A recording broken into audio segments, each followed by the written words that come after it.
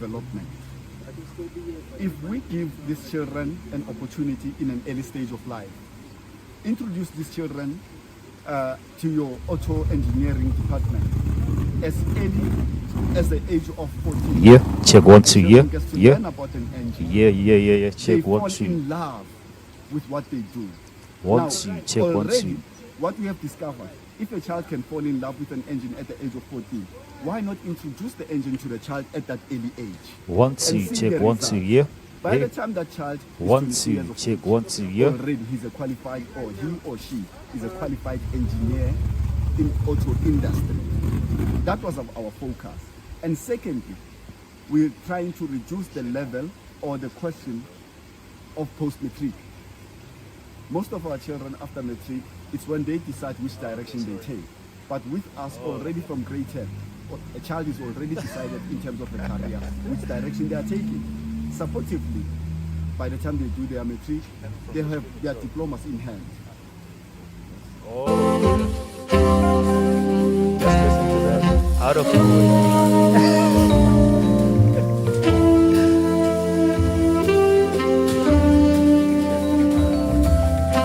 Yo.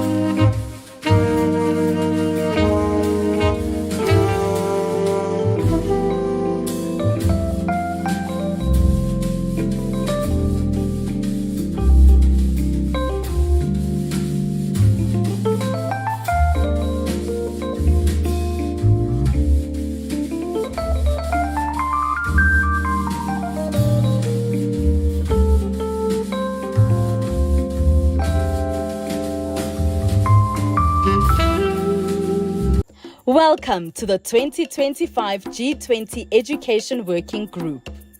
This year, South Africa is proud to host the Education Working Group, building on the achievement of previous presidencies by fostering solidarity, equality, and sustainability through education.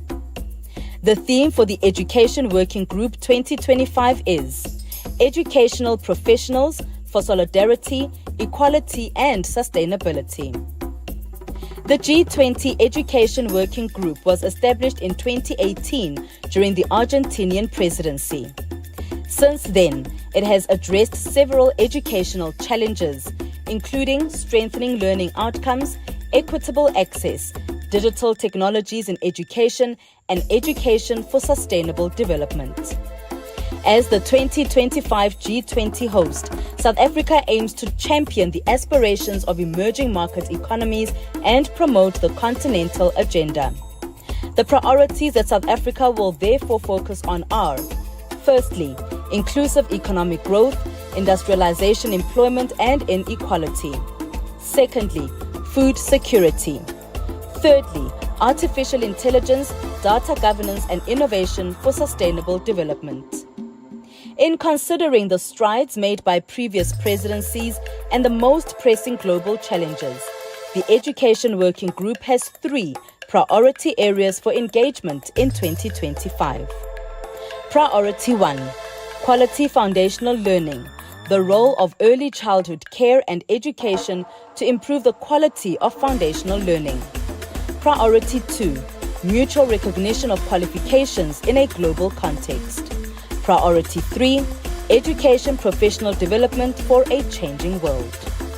Let's take a closer look at each priority. Priority 1, quality foundational learning, the role of early childhood care and education to improve the quality of foundational learning. Quality foundational learning particularly through early childhood care and education, is vital for developing early literacy, early numeracy, and socio-emotional skills. Early childhood care and education, a strong social equalizer, is the foundation for cognitive development and contributes to the inclusive economic growth of a country. However, access to quality pre-primary education remains a challenge in many low and middle-income countries. Addressing these challenges requires increased investment, universal access, and quality teacher training.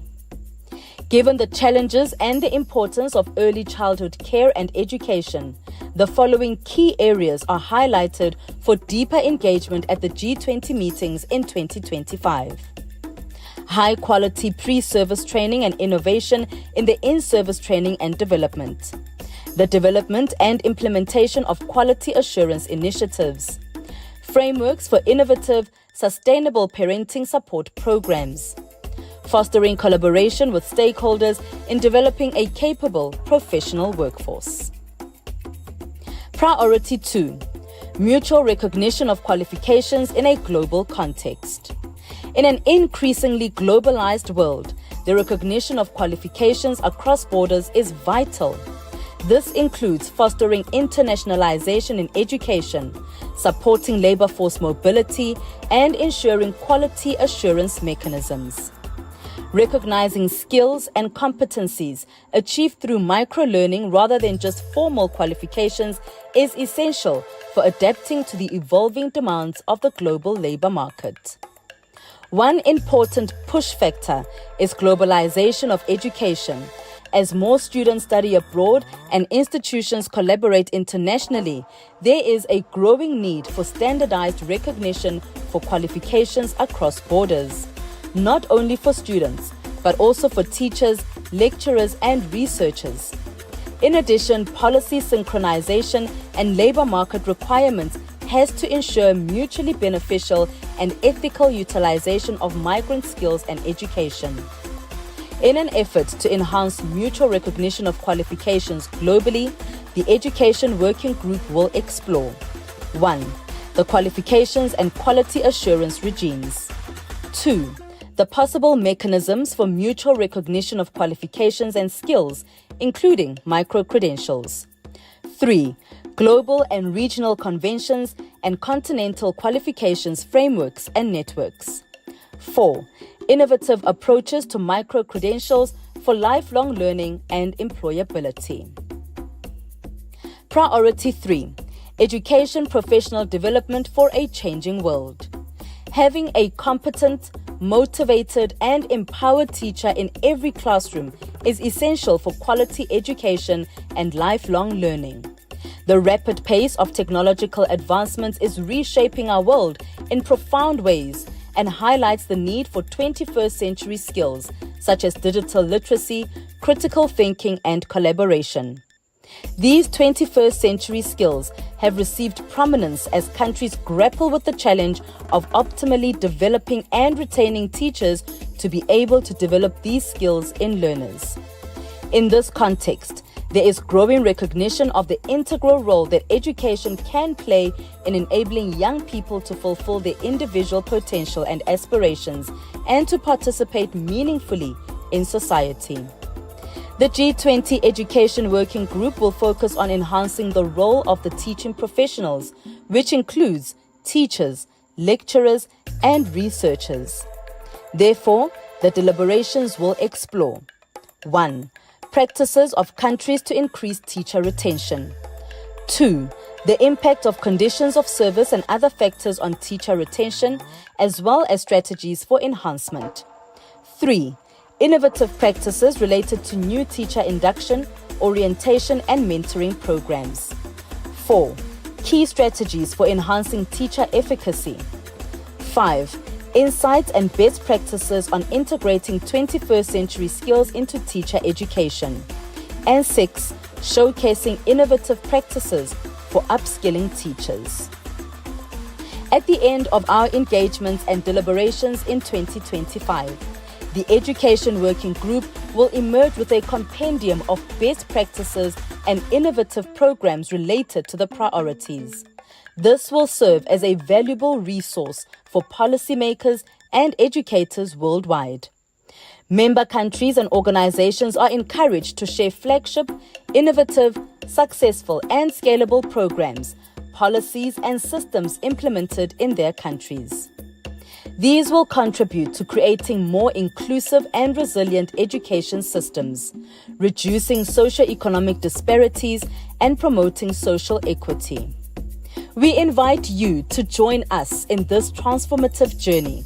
Together, we can create a world where every learner thrives, qualifications are mutually recognized, and educational professionals as lifelong learners are empowered to shape the future. Our theme of educational professionals for solidarity, equality, and sustainability reflects our collective commitment to fostering a future where education serves as a cornerstone for inclusive growth and sustainable development. Thank you.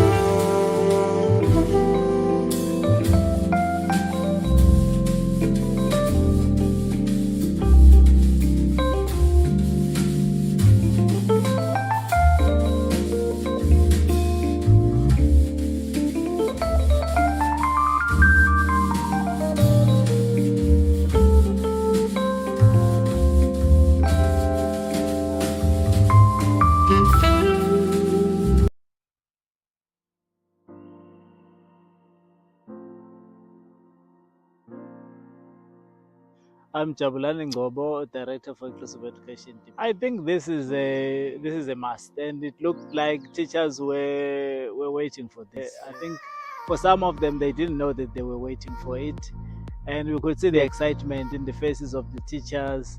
It was like they went back to their student life where they were learning things, and they were linking what I teach. With the practical that goes with it. I think it was a superb initiative for teachers, and I'm sure they are going to go back and make this visible in the life of the children.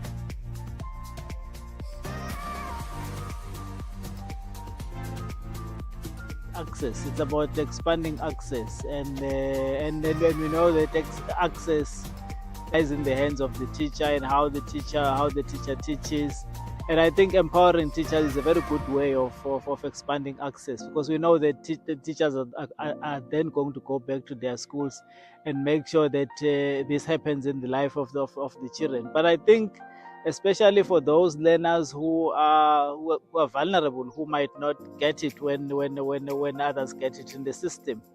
That could include learners with disabilities who may take longer than others to get to things, or who may not be that oriented to academic ways of working, not necessarily meaning that learners with disabilities can't go academic.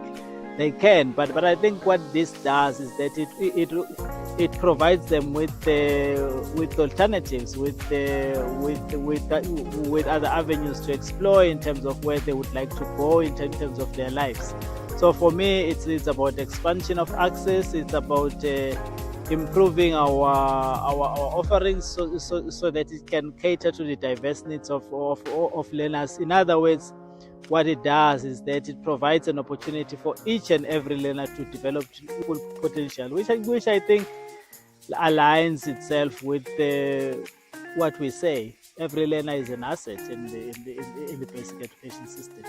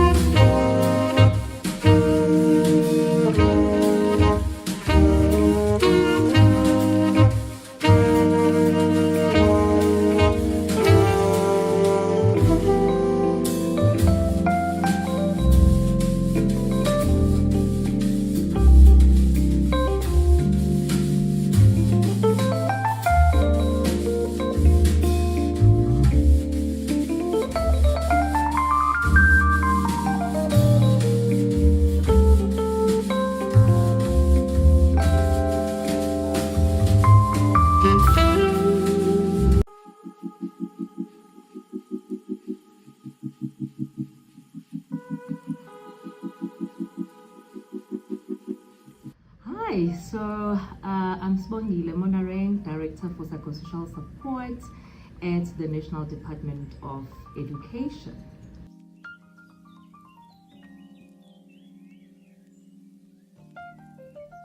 This is very good to talk about because psychosocial support has become very critical generally, but also it's a term that can be bandied about without understanding. So what psychosocial support is about is ensuring that individuals are well emotionally, psychologically, as well as socially and spiritually. And that also applies to our learners. Being the Department of Basic Education, we service vulnerable learners, meaning that it becomes very important for the sector to ensure that we provide services that support our learners and psychologically, and in essence, that's what our program is about. It's bringing the balance into what schools offer. And schools are also seen as vehicles for the provision of different public health services and provision of mental health services and linkages of learners to social services is part of that package of making sure that learners are in a position to do well, making sure that they're functional, right, and they are well and they're doing well, not just academically.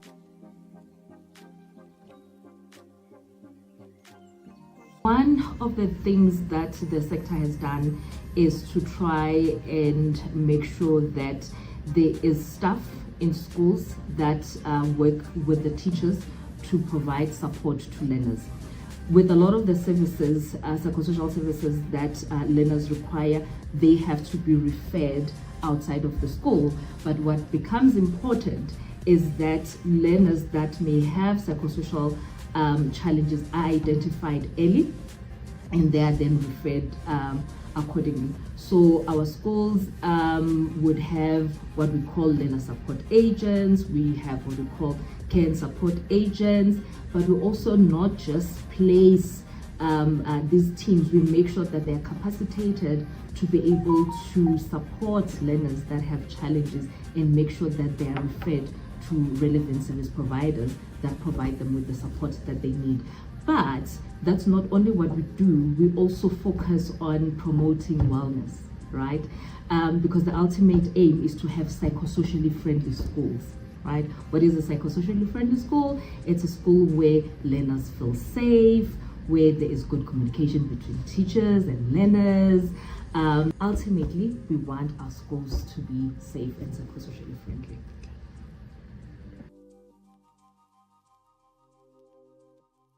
Okay, so we have different partnerships. We have organizations that specialize in different things, but maybe let me start that we work with health as well as the Department of Social Development. Those are key partners in terms of government departments.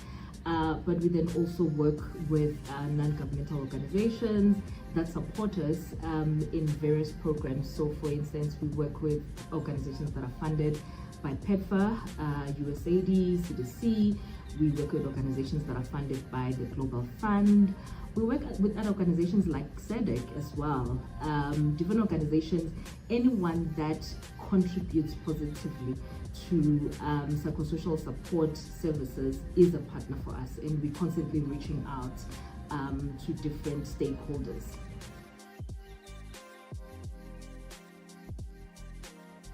So one of the critical areas, like we said, that mental health is a big part of what psychosocial support is making sure that we're doing mental health awareness, right? We need to be sure that we educate our learners about the different mental health conditions, like your depression, like your anxiety, panic attacks, prevention of suicide.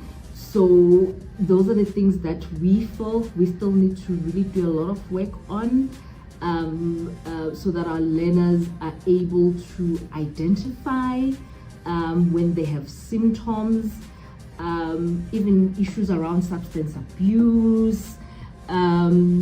So one of our focus would be to raise awareness on different mental health conditions. But it's important to also understand that there's a difference between mental illness and mental wellness, right? So one of the things that we want our learners to be resilient.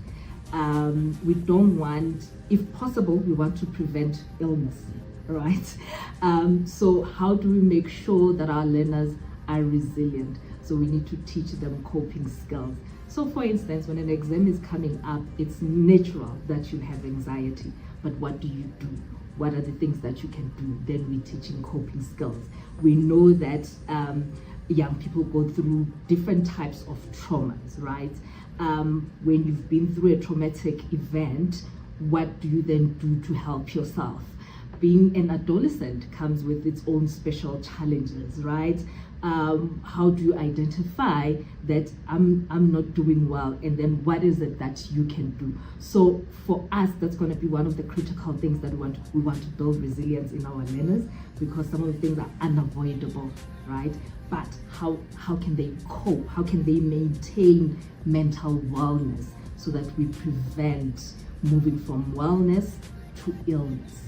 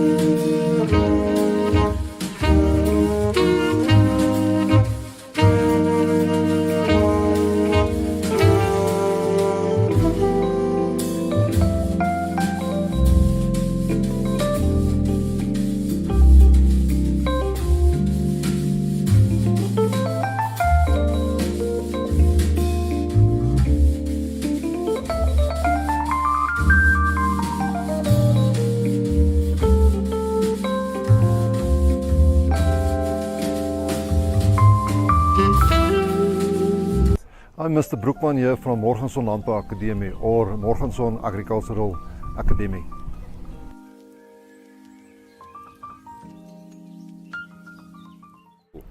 Young, we are teaching agricultural management, agricultural studies. Agricultural studies is grade 8 and grade 9. They are just introducing in that subject. They've got about 4 periods a week and 5 periods for the grade 9s. Then the grade 10, 11s and 12s, they are in the agricultural management, agricultural technology and agricultural science. That's the 3 subjects we are presenting for them. Agricultural management is about the farm. How are you going to farm? What equipment are you going to use? How many fertilizer are you going to put on the ground? How many seed are you going to plant? About cattle. So that's all in the management area. Then the agricultural technology is about the machinery, about the equipment. It's about welding.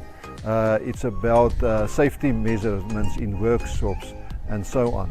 And then the agricultural science, that is the difficult one of the 3. That one is more about the science, like the digestive system of animals, like the reproduction of animals, genetics. That is all the stuff that is coming in the agricultural science. I think it is very, very important for children to learn about the agricultural, so they can see where the food is coming from. What are they going to do in the future? There's a lot of opportunities in the agriculture, like jobs, like you know, in the farming, like machinery, you know, shop of machinery, like fertilization, like going into the breeding of animals. You can go to a laboratory, you can study there, you can do a lot of stuff that is not necessary on the farm, but you can use it outside of the farm. We are keeping cattle like Braffords, that is a cattle, and also Drakensbergers, that is a commercial farming. And then we also have animals like the chicken broiler house, where we are doing it for 32 days, and then they are going to deliver at Goldie. So we have that. We also have some horses. We are breeding with them also, and also sheep. We've got the mutton sheep and we've got the Doni Merino sheep. That is the main animals on the farm. Thank you.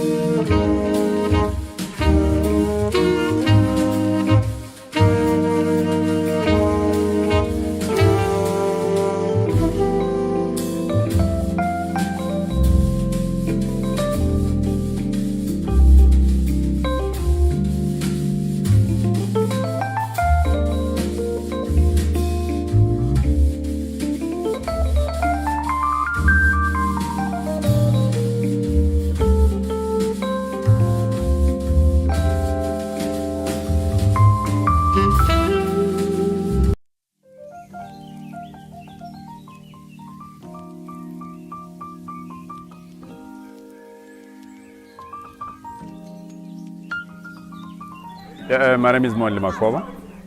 To give them or to encourage them and motivate them on going for what they want. And I also shared my example this morning. I posted on Facebook that it took me 24 years to play the role that I'm playing now, Kangomane on Shagailembe and Upegi Sizwe Hadebe on Nigiwe. So I was just showing them, Uguti, you need to be persistent. If you want it, you need to go for it, whatever it takes. But again, you also have to have that resilient element in you that you go for what you want every time.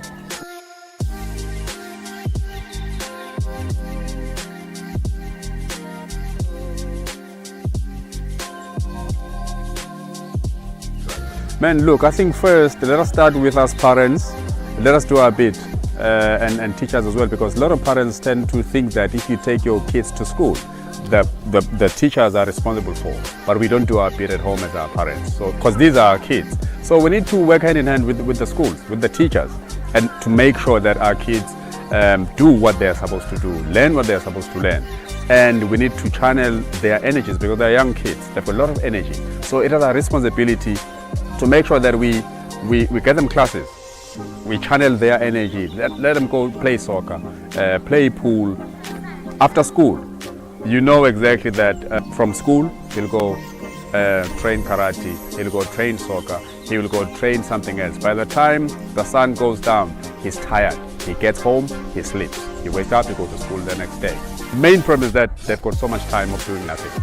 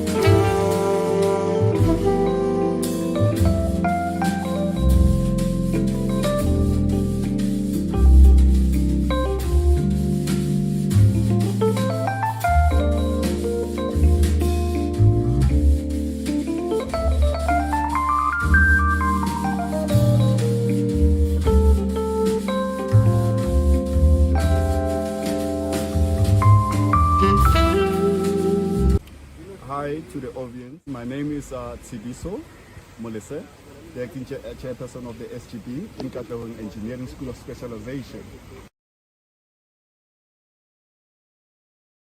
In Katlehong School of Specialization, we are a school that is an SOS school. We deal with specialized projects. Then what we do in specialized projects, we have found the need in education to upskill and develop learners from an early age. We are a multi-certificate school, and in that sport, as we specialize in engineering, all fields of engineering, agriculture, transport and logistics. Now, in addition, remote piloting, and also swimming academy. Now, what we do, we upskill these children in a sense that when they do their matriculation certificate, they already have acquired their diplomas in your civil engineering, in fields like your agricultural sector itself, but it's only agricultural, hydroponics agriculture that we do at school. Now, what we do with these children, we prepare them for the industries so that they have the requirements and skills to meet the requirements within the fields of the engineering part and the industries in South Africa in an early age. Also, in addition, in the Department of Logistics, we also do the licensing part, your Code 8, your Code 10, that is in demand in the industry. We also continuously take these children for learnership after their matric in companies that we have partnered with. Up to so far, we have partnered with more than 40 partnerships that we have with the school. We believe strongly in skills and development. If we give these children an opportunity in an early stage of life, introduce these children to your auto engineering department as early as the age of 14, a children gets to learn about an engine. They fall in love with what they do. Now, already, what we have discovered, if a child can fall in love with an engine at the age of 14, why not introduce the engine to the child at that early age and see the results? By the time that child is 22 years of age, already he's a qualified, or he or she is a qualified engineer in auto industry. That was our focus. And secondly, we're trying to reduce the level or the question of post-matric. Most of our children after matric, it's when they decide which direction they take. But with us already from grade 10, a child is already decided in terms of the career, which direction they are taking. Supportively, by the time they do their matric, they have their diplomas in hand.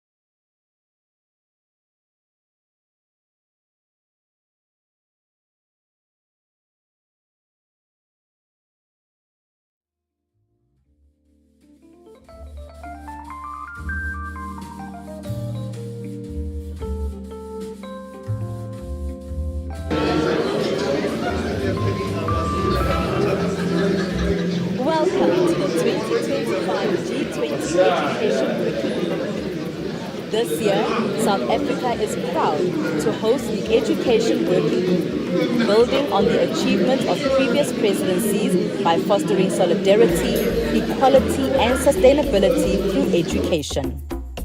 The theme for the Education Working Group 2025 is Educational Professionals for Solidarity, Equality, and Sustainability. The G20 Education Working Group was established in 2018 during the Argentinian presidency. Since then, it has addressed several educational challenges, including strengthening learning outcomes, equitable access, digital technologies in education, and education for sustainable development. As the 2025 G20 host, South Africa aims to champion the aspirations of emerging market economies and promote the continental agenda. The priorities that South Africa will therefore focus on are: firstly, inclusive economic growth, industrialization, employment, and inequality. Secondly, food security. Thirdly, artificial intelligence, data governance, and innovation for sustainable development. In considering the strides made by previous presidencies and the most pressing global challenges, the Education Working Group has 3 priority areas for engagement in 2025. Priority 1, quality foundational learning, the role of early childhood care and education to improve the quality of foundational learning. Priority 2, mutual recognition of qualifications in a global context. Priority 3, education professional development for a changing world. Let's take a closer look at each priority. Priority 1, quality foundational learning, the role of Absheni, Khotsong, Dumelang, Molweni, Sanbonani, and international a bit, Namaste. Yeah. Okay. I'm trying to get rapporteurs ready. The time is 08:01. We should have started a minute ago. We are reporting today. My name is Matanzi Mamweli from Basic Education. I am not a deputy minister, nor a Dr. Mohaule. I'm not even a doctor. The Deputy Minister, Dr. Mohaule, will take over in about 10 minutes. Thank you very much for being on time, for not being an example to many of us, but being a source of inspiration, because in education, punctuality is a cardinal attribute of doing business. We have to prepare doctors who will be on time to attend to patients, lest they find people dead in their surgeries, and pilots who will be on time all the time, and teachers who will be in class on time all the time. That's what we need to, and being exemplary and leading from the front, nothing can supersede that. So give yourselves a big hand of applause. So Commission 1, we are waiting for you. The rapporteur for the first commission,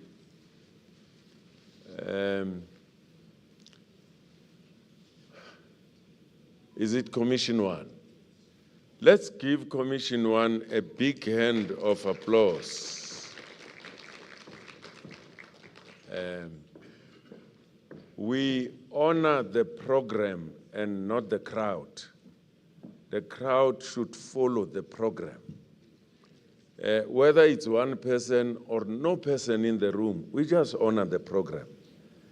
And then the crowd will learn to follow the program. So thank you very much. We'll take the report from Commission 1. You can see it's my sister and colleague who is going to report. Ms. T. Lekgotla is the one who will give us a report of that commission. Let's give a big hand of applause.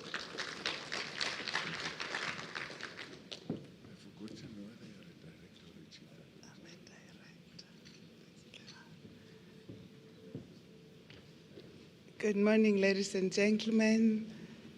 Good morning, Minister, Deputy Ministers present here, all dignitaries and protocol observed. I am a little bit worried that I'll be able to effectively see from there. I thought there would be a screen, but if it could be bigger, I think I can see. Otherwise, I'll have to move closer to that. You can also take the mic. Unfortunately, Thank you so much, ladies and gentlemen. This is the report from Commission 1. Can we move the slides, please? So these are the themes of the commission related to the minister's 5 T's. Can we move the slide, please? So we are saying in foundational learning in the grades, we have currently a discrepancy or a gap between the systemic evaluation assessment scores and our school-based assessment. So the commission led by Mr. Mohammed focused on the following theme: 1, assessing testing at the right level, teaching for skills mastery in foundational learning. And there was a presentation by Dr. Cornell Cranfield, a maths technical advisor. And the second theme was about the importance of play-based learning in developing foundational literacy and numeracy skills, LTSM and teacher preparedness. Thank you. LTSM and teacher preparedness, developing maths resilience. That was presented by Dr. Corinne Matthews. Now, in curriculum strengthening and modernization, this is how we looked at the whole discussion, which was informed by the first T, time on task. We looked at high-level recommendations, which we're saying we need to strengthen the curriculum and modernize it. The questions that were raised was existing time allocation for mathematics be reviewed and attended to in order to accommodate purposeful mathematical consolidation, revision, and remediation in teaching and learning in classrooms, especially if we want our learners to practically engage in mathematical activities that will actually merge the world they live in and the concepts that they have to learn in the classroom. So we also have to strengthen support for teachers through school management teams, because if support is at the school level, it will also increase time on task, and we have the curriculum management framework, which we can intensify to make sure that school management teams are capacitated to lead curriculum delivery at school level. The importance of peer support and PLC when it comes to learner outcome, and we're saying then learner performance must be a school issue, not a classroom issue. It must be the whole school issue, and the school in this instance can be a village. Teacher preparedness. We looked at the whole concept of teacher supply and demand, and we say a substantial focus in the team was placed on the following. ITE programs have to develop teachers and produce teachers who are fit for purpose. One of the things that was identified is that across the HEIs, each B.Ed program from one HEI is different from another in terms of the modules that it's offering. But there has to be some kind of common threads that run too. And we're also looking at examples of what pedagogies can be entrenched and be used. Your play-based pedagogy, but also concepts like the CPA approach into teaching mathematics, which is there in the teaching mathematics for understanding. And we say that there also have to be maths reading for maths vocabulary and concepts understanding, and that has been proven in the Western Cape to be working well and prepare learners for classroom practice. We also looked at the role of structured learning, that even if we speak of play-based pedagogy, we still need structured learning. Play itself must have an outcome, what it wants to achieve, and in that instance, it could be a play that is structured in some way. And we also have to look at the research that we currently have of what has worked, EGRS, your PSRIP, your TMU, and these things is what we need to invest in so that we take the system forward. And we're talking about investing in teachers, novice teachers, experienced teachers. As we know, the ground is always shifting under our feet. And we also need to streamline interventions in the early grades, not overlay them, because in that instance, we're not able to measure the progress that each program has given us. We're also talking of the strengthening of CPTDs. Yesterday's presentation by Professor Mary Metcalf was saying that our CPTD don't work, but I think the issue is to look at what is it that is not working and how can we sort of strengthen that. And we looked at inclusive education, strengthening and capacity building. So issues of CS. We need to be rigorous and purposeful by through the implementation of this policy, one learner, one profile in every school, because we can't effectively track progress if we do not implement CS. And accommodation shouldn't only be an FET issue, but we need accommodations also in the lower grades. And institutionalizing baseline assessments. We've got a lot of good assessments that we have done, but then there's a time when we have to begin to meaningfully use them to inform our actions, to inform our measurements, our LNAS, our grade R and R. And I must thank the ECD unit for the resource kit that has recently been developed, which has actually made the NCF so user-friendly. And I'm saying it should have been in schools by yesterday, because it just targets all the milestones that we want to improve in a very practical, pictorial. So I think TMU, if you talk about CPA, go to ECD resource kits. And then our EGRA and our EGMAS and our baseline, so that next time when we speak, we should then be saying our baseline was this, but this is how far we've gone based on the resources that we've put in the system. We're saying as a commission, when it comes to LTSM, we have what has been proven to be working, our DBE workbooks. We need to strengthen them so that then they guide teaching, because previously there were just activities, there were no teacher guides or guidelines on what to be done in terms of concepts for the teachers. We can go back and strengthen our DBE workbooks as part of what we can use to strengthen foundational learning.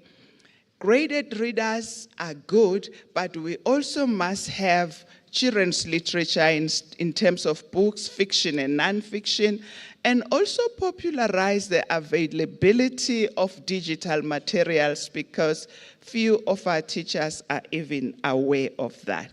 Provision of basic indoor and outdoor resources for play-based learning, and then creativity can then advance from there. But for the teacher who's not creative enough, a basic resource in terms of those will be very helpful. We're also saying home involvement in literacy and numeracy. Maybe we should begin issuing a guideline. What does it look like for a parent who's not a teacher to be supportive of the learner in the home environment through what they do every day in the kitchen, in the bathroom, increasing the vocabulary of our children. In conclusion, this commission is saying, strengthening the system from below will benefit the entire system. That is learners, teachers, industry, and all, and save us a tear or two. Intervening today for a brighter tomorrow, remembering that every child is born to learn. If I were to take from Dr. Brito, thank you.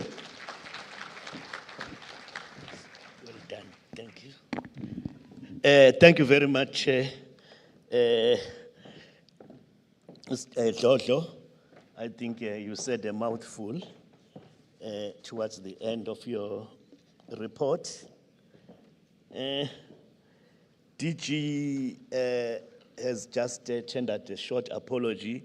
He's going to have an interview and then come back to the meeting. Let us get Commission 2, Early Childhood Development, Fanny, Ms. M. Fanny.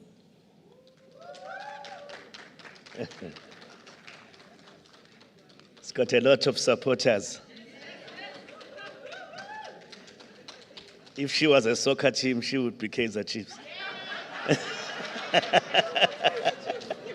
No.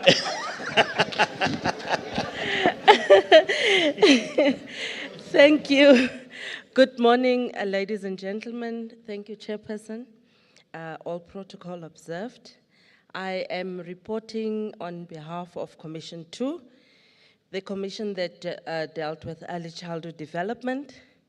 The Chief Director yesterday said that if you have not felt the wave of ECD, you're gonna feel it.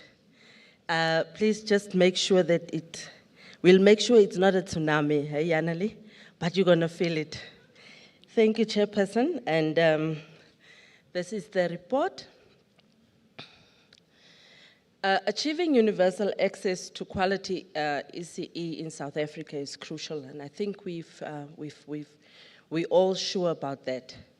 The Strategy 2030 for Early Childhood Development outlines the path to this goal. Significant progress has been made in 2024 towards establishing the necessary systems that will help to achieve the goal. However, 3 key steps are essential in 2025 to support ECD programs on the journey from emerging standards to quality ECD program delivery. The purpose of the ECD Commission in 2025 was to collectively deliberate 3 strategic initiatives that will enable the ECD program support journey.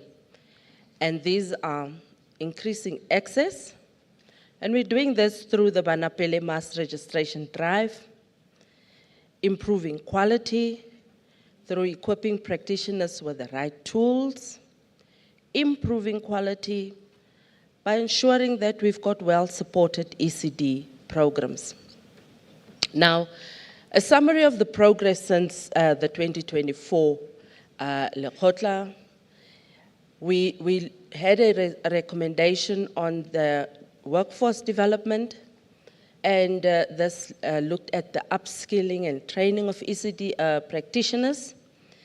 The update is that we've drafted the Human Resource Development Plan, and we have trained 2,374 practitioners in NQF Level 4.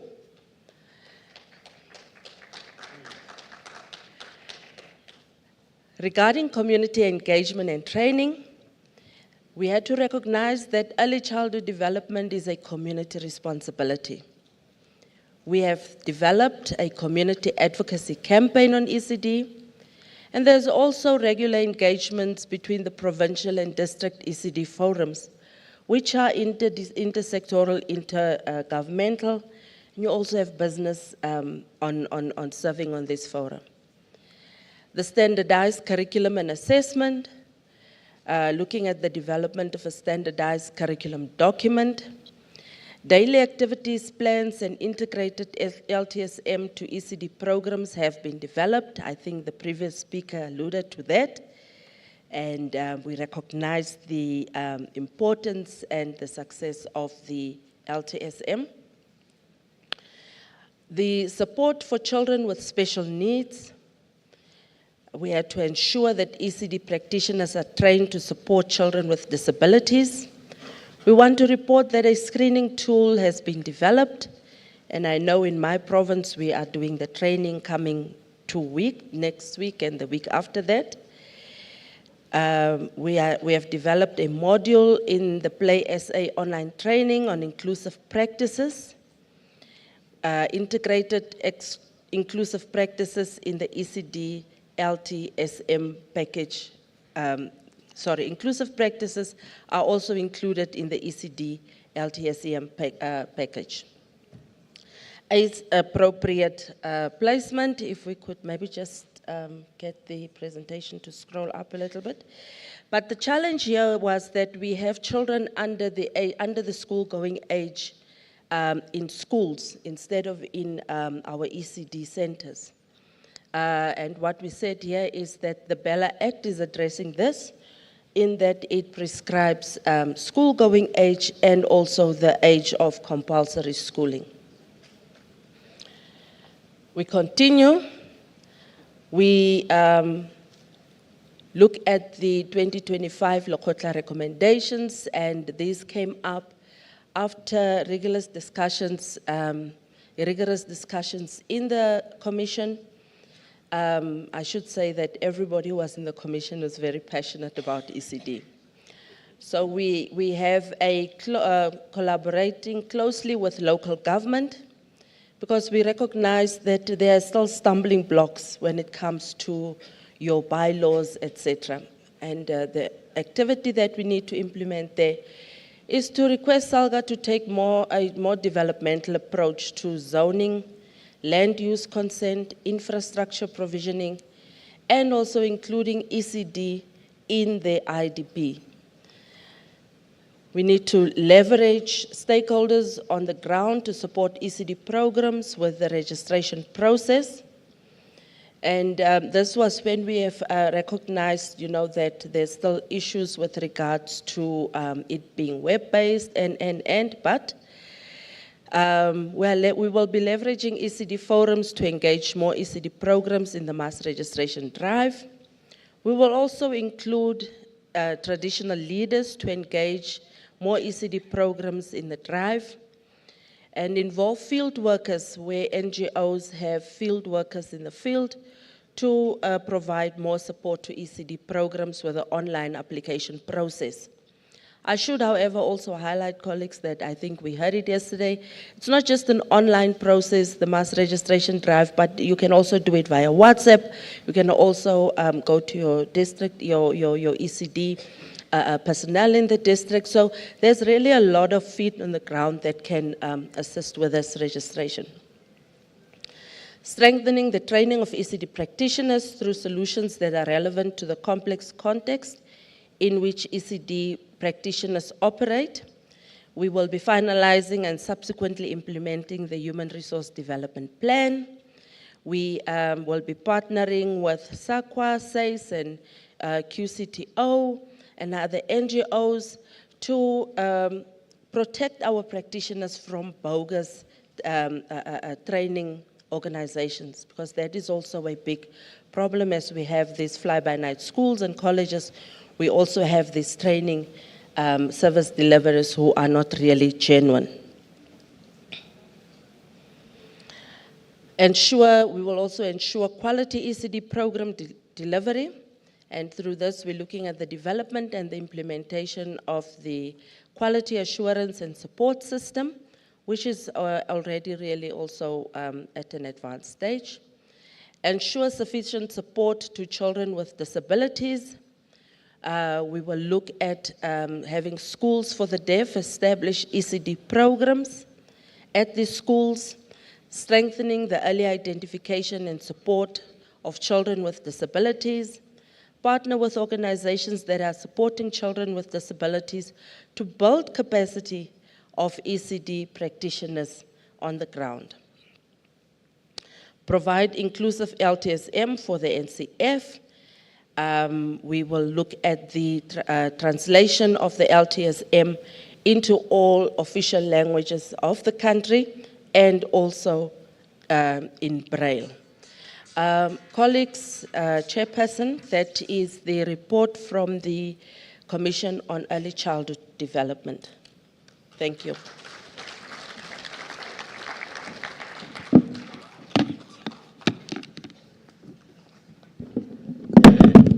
Thank you very much, Commission 2.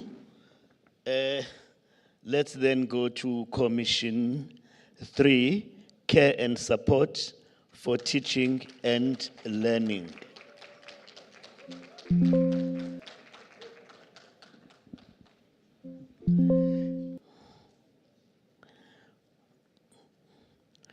monitoring. That's the report here.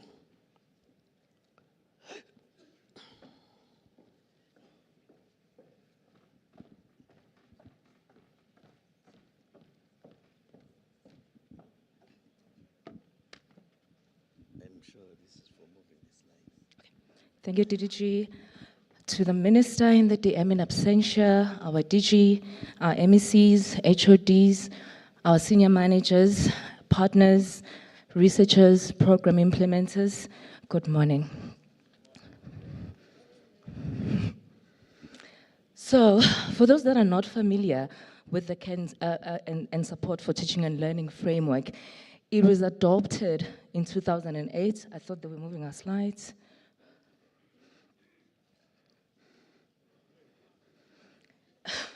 It was adopted in 2008 by the ministers of education in the SADC region to transform schools into inclusive centers of learning and care and support in order to ensure that children, especially the most vulnerable, access quality education and perform optimally.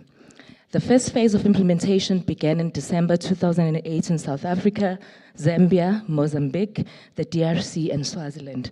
And since the inception of the program, the DBE has taken ownership of the program and is continuously striving to upscale its implementation at all levels.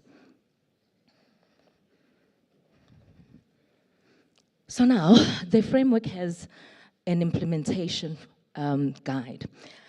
It recommends that our implementation is comprehensive, our programming must be multi-sectoral, we must implement evidence-based interventions, we must implement in an integrated manner, in a manner that strengthens the system.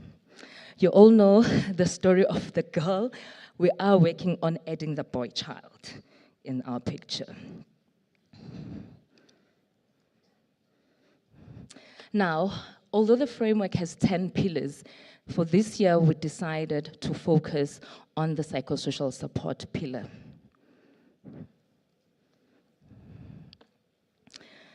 Within psychosocial support, we chose 3 themes. One was trauma-informed classrooms, positive parenting, as well as we consulted on our sector psychosocial support strategy.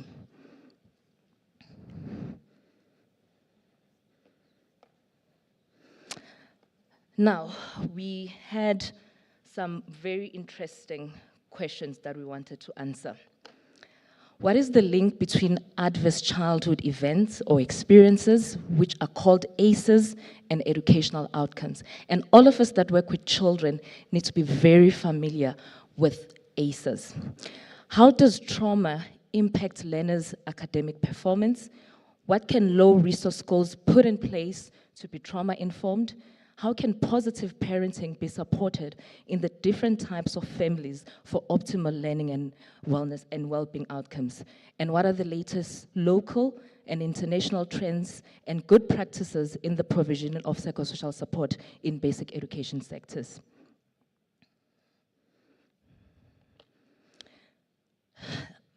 The CSTL framework is also very clear for each of the pillars what the mandate of the sector is.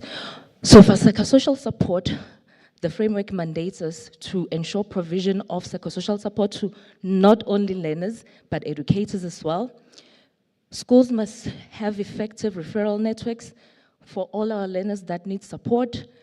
And we must ensure that programs that are implemented in schools are monitored and evaluated on a regular basis. And we need to adjust accordingly, and that's the purpose of M&E. But also, we must make sure that we train educators so that they can provide the required PSS to learners. Now, we decided to just give you some highlights from our presentations. From our first presentation, research says that children's cognition and thus their ability to learn is affected by their emotional state. Children that are in a state of fear can only process 30% of the information they receive. So if a child is being bullied, their ability to take in information in class is going to be affected. If they're in terror, their ability to take in information is at 10%. But this improves to 80% for a child whose brain is in a calm state. And thus in that state, the child is able to think abstractly. So when you think of the ACEs, the adverse childhood events, they include being neglected, coming from a family where there's substance abuse, being sexually abused, coming from a family where parents have divorced. So you can imagine how many of our learners come into our classrooms not feeling calm. From the positive parenting presentation, we learned that physical violence, sexual abuse, and emotional abuse also contribute to learner dropouts. There's a lot that we've acknowledged about learner dropout, pregnancy, financial needs. But I don't think we've emphasized enough that even emotional abuse can lead children to drop out. We also learned that children who have suffered one form of violence are significantly more likely to perpetrate violence against others, be it in the home, the community, or at school. So that learner that is bullying other learners is actually a traumatized child. There's also rigorous evidence that community-supported parenting programs are effective in reducing the risk of child maltreatment and improving child well-being. When children feel supported and have good relationships with their parents and their teachers, their school outcomes are likely to improve. So maybe it's not just the teacher that impacts on learner outcomes. Also, teachers are parents, and the relational skills developed in parenting programs are transferable to teachers in the classroom. From our last presentation, which is a psychosocial support strategy brief that we're consulting on, we learned that there's been a significant increase in mental disorders in all provinces in our country and in all genders since 2012. So it's not just from COVID. Mental illnesses have been on the rise since 2012. Yes, there was a spike during COVID. And there is new global guidance on psychosocial support since 2016 from the WHO, from UNICEF, from UNESCO. And the draft psychosocial support strategy that the sector developed in 2016, this needs to be updated in order to align with new policy developments, global and local shifts, and new knowledge and research. Our recommendations, or recommendations from the Commission. I wanted to keep them in order of the presentation so that they are not confusing. So, the first one is actually meant to be the trauma-informed classrooms. The Commission recommends that trauma-informed and mental health literacy training for sector leaders, educators, and other school community members for their own well-being and that of learners needs to be implemented. We need to pilot a trauma-informed approach in low-resource schools. And we need to find ways to support parents and teachers so that they can support children to have better outcomes. We need to bolster teacher training with skills in positive discipline and emotional regulation, starting with their own emotional regulation so that they can assist learners to regulate their emotions when they're in crisis. And we also need to pursue partnerships with the private and development sector to secure services of NGOs and other service providers that can offer structured and evidence-based parenting programs for teachers. These were recommendations from our second presentation. For the strategy, the Commission recommended that we do need to develop a 5-year sector psychosocial support strategy that is centered around 4 commitments, which are the provision of psychosocial support to learners, strengthening referral networks, educator training, and program monitoring and evaluation. The strategy needs to move us from sector values to what is the unique value proposition for psychosocial support in the sector. That is, what can we do that is not already done somewhere else to avoid the duplication of efforts? And the strategy needs to adopt a life cycle approach, right? And it needs to tailor to the needs of the ecosystem. That means from ECD to primary schools right up to high schools, so that our offering is differentiated. And lastly, we definitely need to make sure that there's establishment of a monitoring and evaluation system to assess the effectiveness of psychosocial support program interventions in order for us to make data-driven decisions and to ensure that resources are allocated effectively. In terms of our recommendations from the 2024 Lekgotla, we had 3 main recommendations, which were we wanted to advocate intentionally for the inclusion of content inclusion on teacher education in terms of CSTL. We also wanted to pursue multi-sectoral collaborations and partnerships to drive the CSTL agenda, and we wanted to make sure that, or to support that ESD is present in learning areas. And we have made progress in all our recommendations and activities.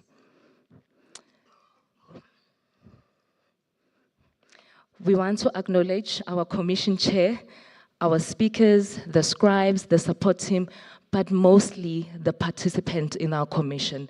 They were amazing, the passion, as well as they assisted us to come up with amazing recommendations. Thank you so much. Thank you. Well done, Commission 3. Before we go to Commission 4, I want to check this. Commission 1, the members of this commission, is there anything that maybe was discussed but could not find expression in the presentation?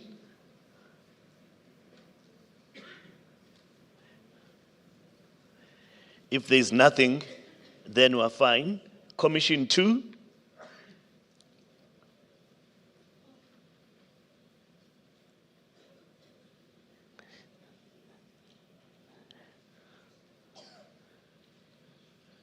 Then Commission 3, the most recent one, you are covered, okay? No, thank you very much. You see, the minister has an appointment with the president. The minister will be presenting to the president on foundations for learning. Therefore, the input that we have given is very important because it's going to also to feed into that. ECD is a topical issue. Definitely, when the minister goes to the president to present on foundations of learning, the starting point will be ECD. And therefore, this will also help in fitting into that discussion between the minister and the president. Education, educational professional development, Commission 3, care and support for the teaching and learning, which becomes very important, colleagues, in the sector. And the branch that is dealing with this is doing a good job. We are forward-looking, we are not looking backwards. We want to be ready for everything. We have seen food poisoning getting into the sector in our schools. COVID-19, if I can ask you, if another pandemic strikes in June, are you ready? Do you have all the material to teach learners who cannot come to school because of that pandemic? Are we connected in schools to teach virtually and in offices to have meetings virtually? So those are very important aspects. Let me welcome the Deputy Minister, who has just joined us. Deputy Minister, we are on the third commission. The commissions are reporting, but what you instructed us to do in the previous 2 days was covered, and we are then in day 3, and we are going to have commission number 4. The rapporteur is Mr. Raputapi.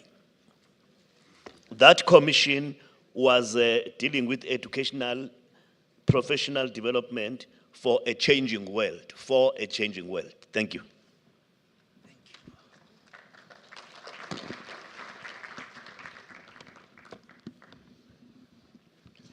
Sure, I don't feel the love that other rapporteurs.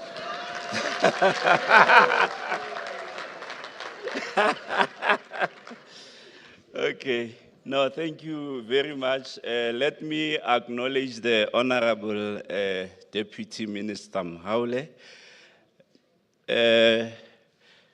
I'm reporting on behalf of Commission 4, and so we had 3 questions that we had to respond to. The first question was, what strategies and support systems can be implemented to empower foundation phase teachers to deliver quality foundational learning and address diverse learning needs? So we opted to categorize our feedback into those 3 areas: key issues that emerged during the debate, the recommendations, and some of the activities that are recommended going forward. So some of the issues that were raised around foundation phase was firstly the issue of the disempowerment of the foundation phase teachers. And the point here was that there is inadequate focus in terms of capacitating teachers in the foundation phase.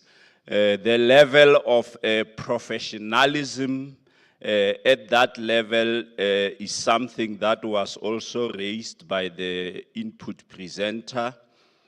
The issue around the packed curriculum, that the teachers in the foundation phase are largely overloaded. Managing transition, and they were talking in the commission about the first 6 weeks, which is very critical. The point here being that there seems to be a rush when the young ones come into the schooling system, and you start bombarding them with curriculum issues without managing the transition, because there are some of them are coming from home, not all of them come from early learning centers, and they still have, issues that they deal with around the environment and others. So the first 6 weeks is critical in terms of ensuring that the learner acclimatizes to the schooling system. The issue around lack of pedagogical leadership at that level was raised. The issue of the resources, that the resources largely are available, but they are largely not used. And because of the workload and other challenges that are experienced at that level, teachers there often experience burnout and stress. The issue around how you deal with issues of progression at the level of the foundation phase. How do you ensure that the learner is ready to progress to the next level? The issue around recruitment, both in terms of your initial as well as your continuing teachers, it determines the quality of teachers in that sector. having people who are not properly trained to deal with foundation phase is actually a challenge. And the point that was made here is that the programs for continuing professional development should actually assist these teachers to be able to improve learning outcomes at that level. Now, what are some of the recommendations that were brought forward by the Commission? The issue around the mindset change. And mindset change in this instance, it's about building a thinking teacher paradigm. And I think this concept was raised yesterday. Building professional agency, where teachers at this level also take charge of their own professional development and also be able to act through inquiry. And these points are linked to the issue of professionalism that was raised in the first column there. The other recommendation is about micro-credentials, ensuring that there are flexible, short and direct learning pathways, bit-sized chunks that are targeting specific competencies. This is a new way of learning so that people are not bombarded with a lot of content at a go, but taking content in these small chunks shows that it is indeed making a difference. Self-paced learning on learning management systems with monitoring instruments for impact as well as uptake. We know that in our systems are still largely manual. And the challenges with manual systems is that you are not able to expand access to everybody who needs to be supported. So access to developmental programs on learning management systems will ensure that teachers are able to access this at their own convenience and they are able to learn also at their own pace. Effective utilization of PLCs for teachers. I think in the OECD presentation, the issue around the peer support and peer learning was emphasized, and PLCs is one form where peer learning can actually be practiced. And then within the system, identification of instructional coaches for improving foundation phase teaching practice. So ensuring that the system of coaches and mentors is factored into our training strategy. And we know even when we are dealing with issues of reading, the early grade reading assessment was recommending that approach in terms of addressing issues of language. But they are not only relevant there, it is actually relevant when you deal with any form of training. What are some of the activities in dealing with these recommendations? Train teachers in practitioner inquiry, micro-credentials to be strengthened in terms of existing processes. We are saying this because as a system, we have already developed an online teacher development system that is using this approach of micro-credentials. So the Commission is recommending that we must build on the work that has already been started within the sector. Finalizing the strengthened guidelines for PLCs, and we know also on this one that there were PLC guidelines that were available that were being used, and those guidelines are currently under review. Strengthen collaboration with higher education institutions, develop dedicated mentorship programs for teaching practice as well as novice teachers. So the issue of teaching practice also came up during the discussions. wherein it was indicated that our student teachers need to benefit out of this teaching practice, what we call work integrated learning. Because most of the time, these student teachers are left alone. In fact, many of our schools, teachers, when they are student teachers, it's like it's an opportunity for them to do other things instead of monitoring and ensuring that these student teachers are mentored and guided. Managing the issue of vertical and horizontal transition.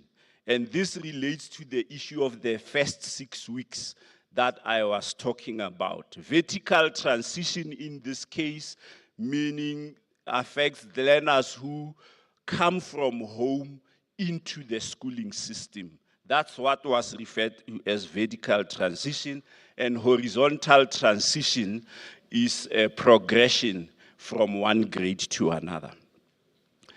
Right. The second question was about policy interventions and strategies required to address shortage of STEM education to equip learners with 21st century skills. Now, we did recognize as a commission that this question related very closely to the first one that dealt with foundation phase. So there were a lot of commonalities in terms of issues that were raised. But these are some of the specific issues that came out of the STEM debate, that high quality education systems relies on well-trained, motivated, and effective teachers who can deliver engaging lessons and support student learning. It was raised that there was a mismatch between the design as well as the teacher needs, which means that the programs that are usually being offered are not informed and are not responsive to the needs that have been identified. So the issue around instructional challenges that are not aligned with content-specific teaching improvements.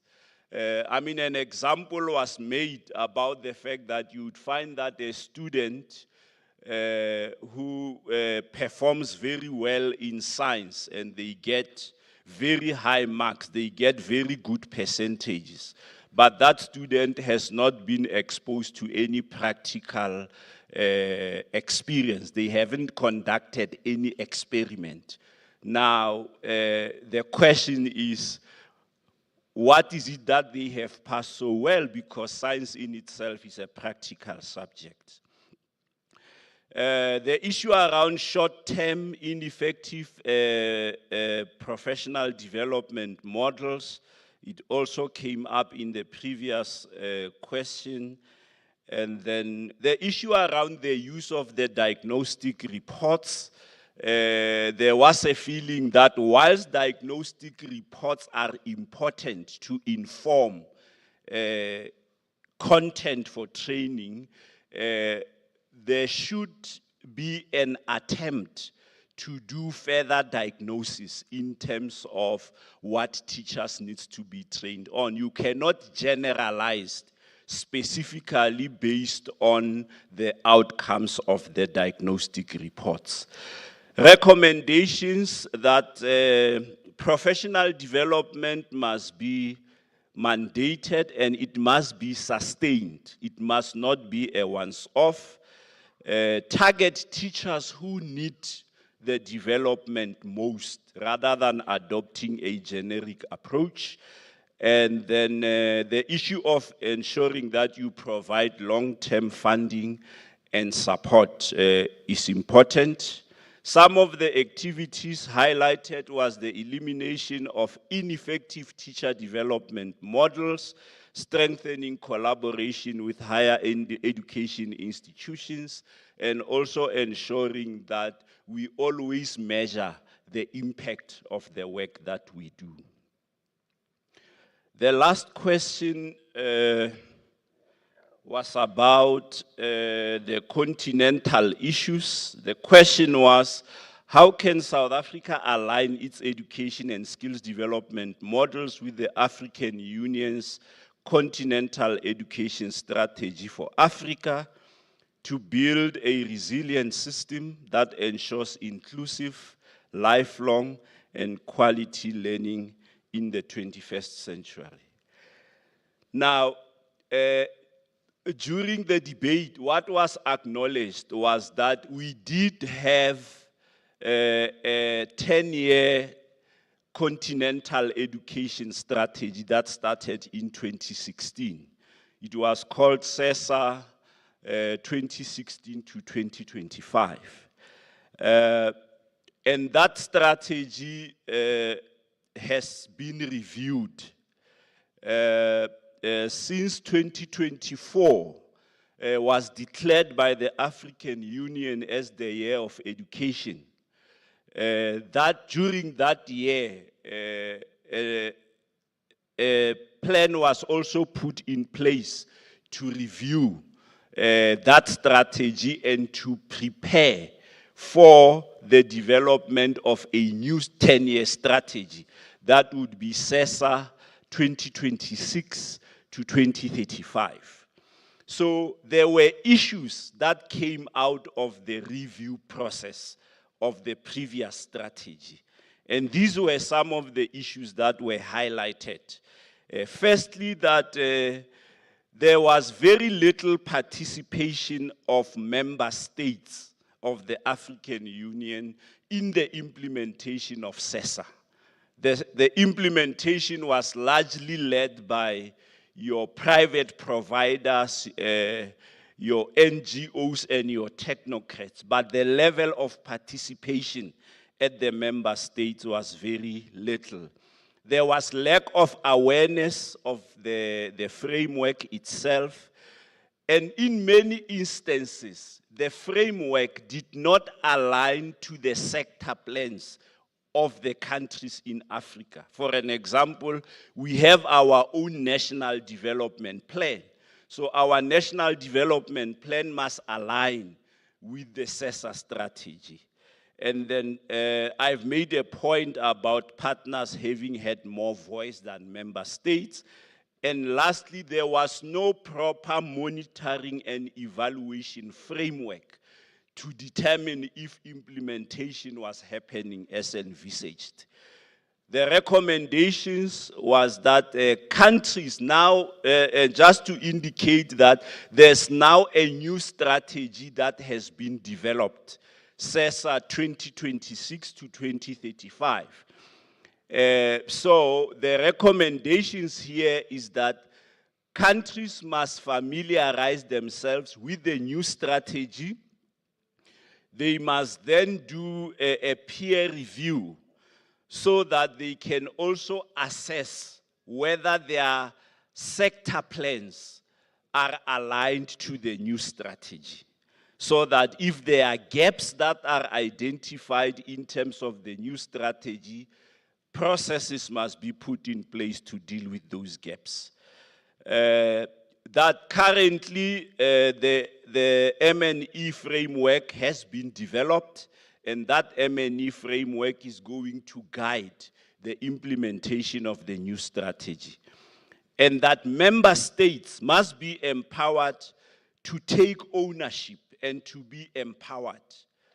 And the presenter, when he talked about empowered, identified 3 forms of empowerment. Firstly, it's about knowledge, that we must know about the framework, that we must be present as a member state, and we must be engaged. In terms of recommendations, activities going forward, the new framework has to be broadly consulted, particularly amongst member states and their stakeholders. That communication and advocacy on the new strategy must be heightened, and that there must be proper coordination in the implementation, and there must be monitoring and effective reporting. So these were the three questions that, as a commission, we had to answer, and I hope I did not misrepresent the views of the commission. Thank you, Chair.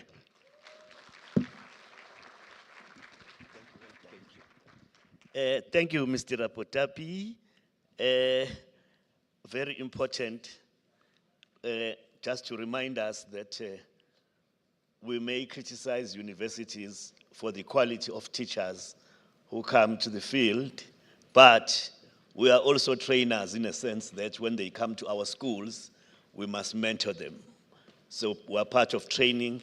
Let me then get Commission 5, Education through the use of ICT, by Mr. Tabane.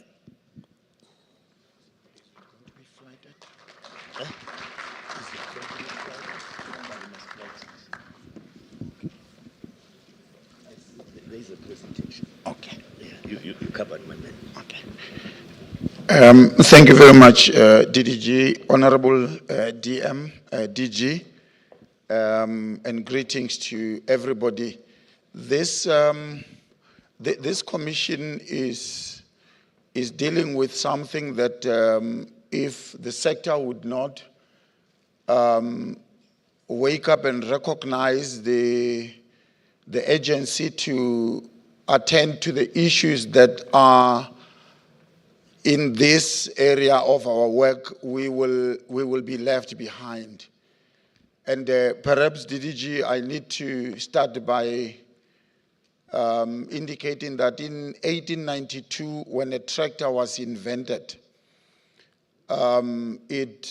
it found farmers conducting their business in a particular way, and they were tilting their soil and farming using animals, oxen and horses and donkeys to tilt the soil. So when this new invention came, they were very pessimistic as to what is this thing.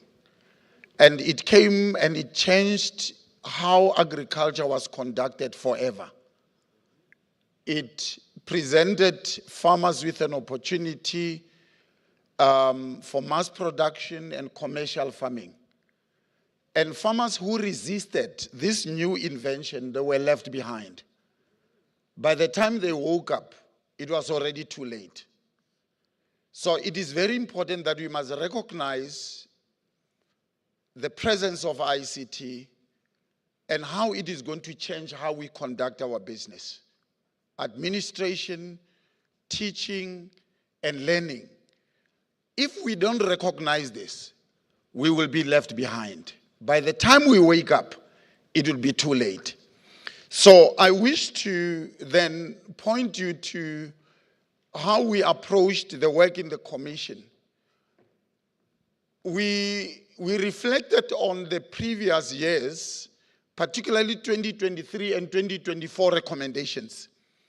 And there was one thing that was just sticky and not moving, and the commissioners had raised it continuously to say, we need to finalize the ICT strategy, the e-education strategy. So out of that work, the commission then decided to focus on this thing. That was not moving for us then to come to plenary to present the work that has been done towards finalization of the e-education strategy.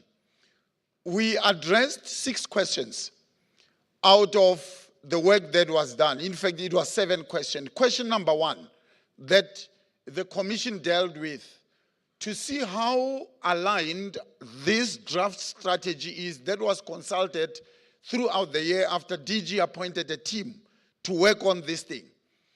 That we presented the work and the commission had to scrutinize to see how this draft strategy addresses certain critical issues. Question number 1 said, what are the core objectives of South Africa's draft education strategy and how does it align with global trends in digital education?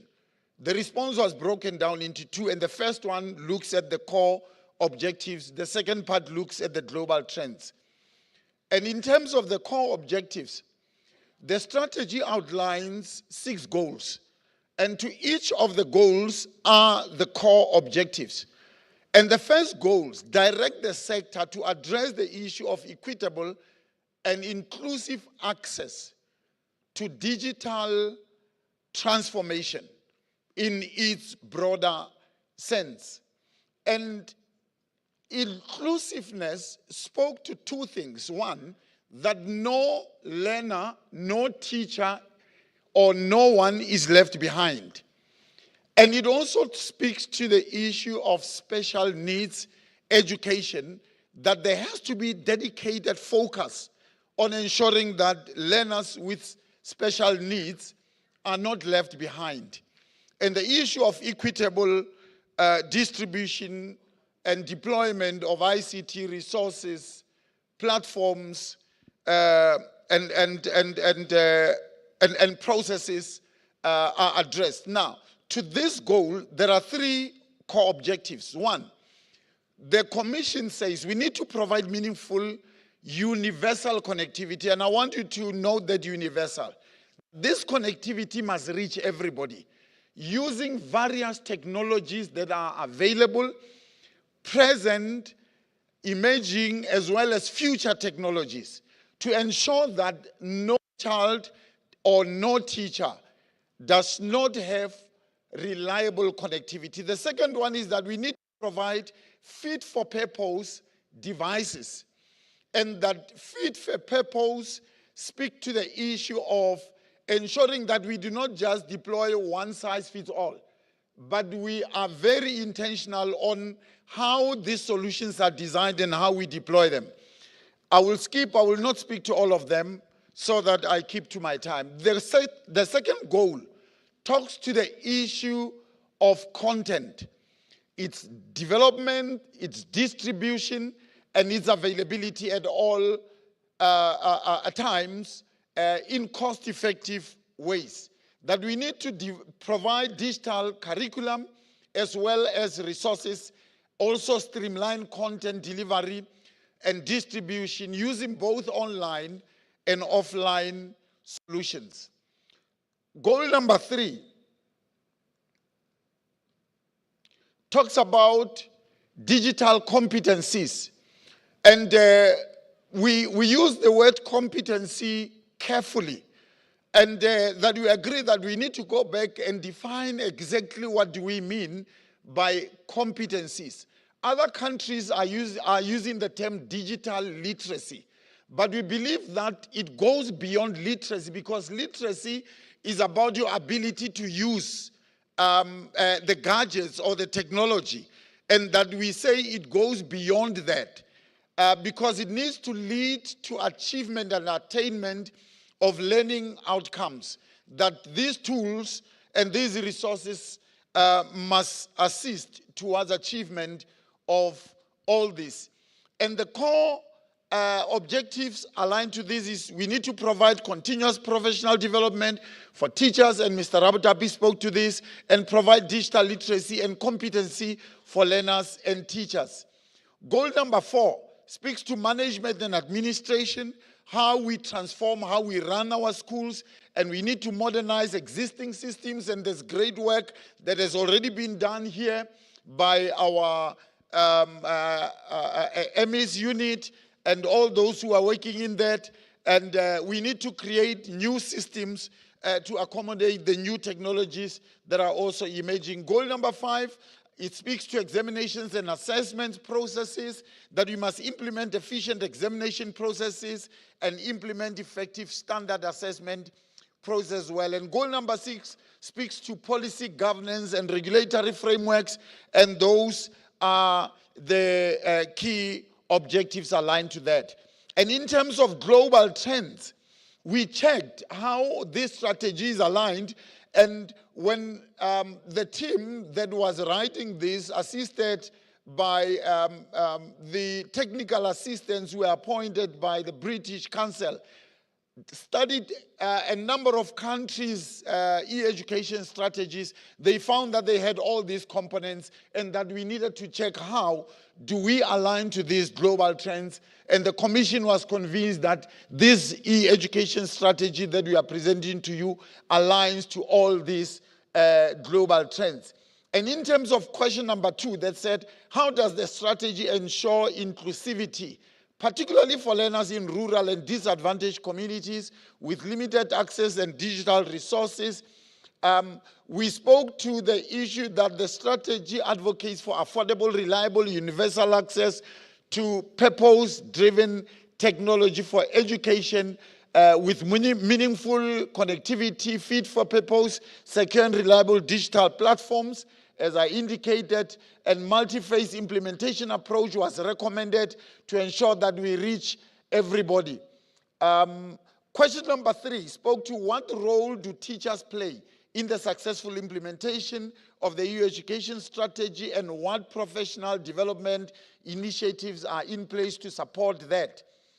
One, the role of the teachers are spelled out, that teachers will play a leading role in developing digital competencies of themselves as well as those of learners, and that they will participate in digital training programs and utilize and adopt open education resources that are available and facilitate online collaboration, promote digital citizenship that speaks to responsible use of technology by both teachers and learners, that teachers are going to play that very leading role.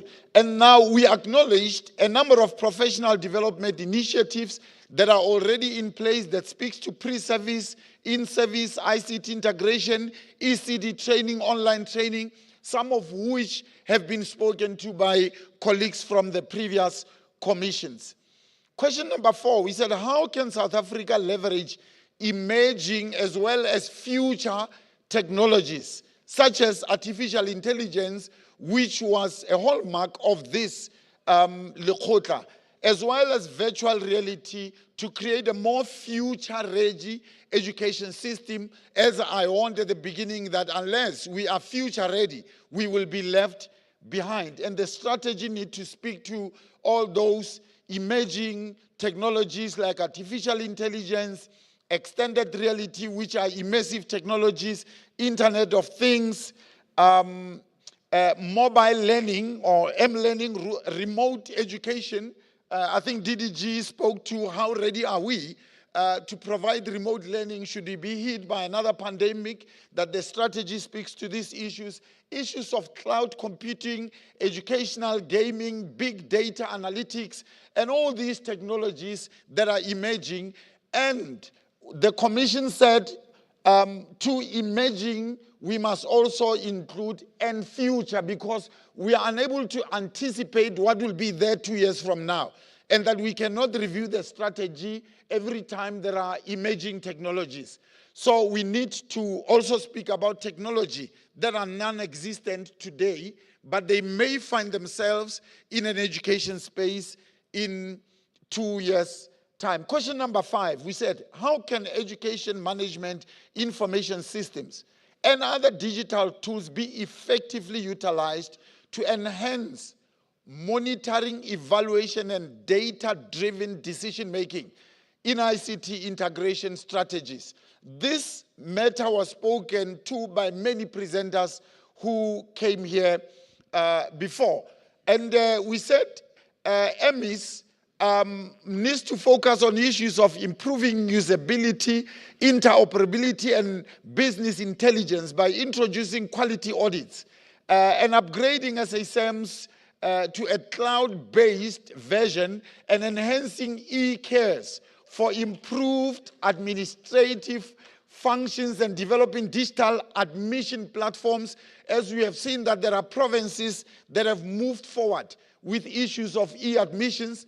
They may be experiencing challenges, but challenges are part of growth, and that the systems will eventually be perfected, and that provinces that are lagging behind must be brought on board to ensure that they move into the future of administration that includes admissions, ensuring systems work seamlessly together to provide comprehensive real-time data for informed decision-making. And I know that our DM is very passionate about the real-time data, that when she presses her gadget, she must find information at a click of a button, rather than wait for a meeting for somebody to come and tell her what is happening in the system. So these are the times that we find ourselves in. And DG, when she speaks about Triple D, says it's management in a pocket. That you take your cell phone, you click, you have all the information. You can even drill down up to the school level, or even drill down up to a particular learner and see how the learner is progressing. Question number 6, which is the last but one, was speaking about what measures can we implement to develop secure digital assessment system, promoting e-marking solutions, and ensure the reliability and accessibility of online examination platforms. We know the big boo-boo last year of the results that were apparently leaked before the minister and the DM could actually release them, issuing them to students, getting them to pay to access all those things. Once we get onto digital platforms, the dangers are always there. We need to build secure systems so that hackers would not be able to leak question papers, results, and anything that is associated with examinations. We are aware that e-marking is already being piloted in certain subjects, and it is progressing very well. We need to look at how marking is going to be conducted in future, and that what is being tested, how can we bring it to scale to ensure that it covers all subjects. And South Africa is making huge strides in this issue. And how are we going to get children eventually to take online examinations, and not just paper examination and then mark them electronically, but how is the future looking like? And I spoke about that secure registration and management, encrypted exam paper distribution, real-time monitoring and reporting, e-marking, standardized question repository. The last question was around what policy measures and funding mechanisms are necessary to sustain long-term success of the education strategy in South Africa. You'd agree with me that all those beautiful things that we spoke about, they rely on this one thing: funding. Without it, all that remains to be a dream. And that unless we've got clear funding models on how we are going to do this, and we know where the money is going to come from, in the environment where the minister warned that there is no additional money, we're working within a very tight fiscal environment, that we need to be very innovative on how we do this. And the commission said,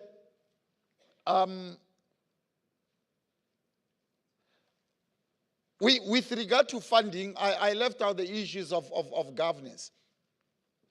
With regard to issues of funding, we said that there are 3 areas that we need to look at: the government funding, government sources, non-government sources, where we partner with others, and then from there look at other collaborative ways of funding. And government sources look at dedicated budgets that are put aside to ensure that deployment of ICTs, as well as digitization and training of teachers and learners and making connectivity available, rests with government. And government, we're not only talking about basic education. There are other government departments that are implicated, like, for instance, when you talk about connectivity, it is a responsibility of the Department of Department of Communication and Digital Technologies. And there are other governments that must come in to ensure that the provision of devices are at a low cost or affordable to government. And those departments must come to party to ensure that that actually happens. There are other grants that are there, like the MST conditional grant, like the EIG, that we need to look at to see how we can actually address this issue. The issue of the LTSM budget, as we digitize our LTSM that we need to look at how LTSM can actually be used. We cannot overemphasize the role of business, the corporate social responsibility, the donor funders, both locally and global funders, the research grants and collaborations that should be used. And now, lastly, the collaborative ways of government and private sector entering into public-private partnerships and issues of crowdsourcing and crowdfunding, that we need to look at all these to ensure that we implement this strategy. So this strategy then speaks to all the recommendations that we could put, and they are coming to plenary as this is how we think the sector can actually move forward. Thank you very much, Chairperson. I saved you 50 seconds. Well done, buddy. Well done. Thank you, Mr. Tabane. We say no child left behind, but in as far as technology and ICT is concerned, we also say no citizen left behind. That's why we talk about digital citizenship. One of our core responsibilities as a sector is to ensure that the citizens of this country are numerate and literate. But now, the literate of the 21st century is the one that is going to actually differ from the literate of the previous centuries, as well as the numerate, same thing. So in other words, technology is at the center of what we're doing. He repeated the question, if another pandemic strikes now, are we ready to provide online teaching, distance teaching, virtual meetings, and everything, and to have business as usual? So all those things are important about technology. The next commission is about mother tongue-based bilingual education. This is a topical issue in the sector, and we all know that in each and every gathering, we also speak about this, and I will request Dr. Khalane to come forward and give us a presentation. But DM, I must say that I was in Umalusi Council meeting, and I told them that we are actually getting into this mode of mother tongue-based bilingual education. And I invited them to come on board so that because at the end of the day, they are quality assurers. So now, everything that we're introducing, they should be part of it. They agreed that they will have a presentation from us so that they start walking this journey with us. Dr. Khalane. Thank you. Much appreciated, Dr. Mtembu.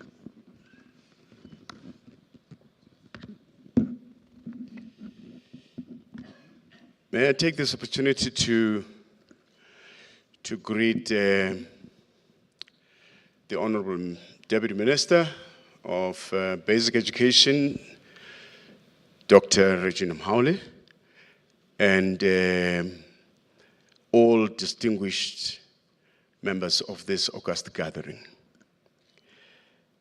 The commission that I am reporting for, it's a commission that basically looked at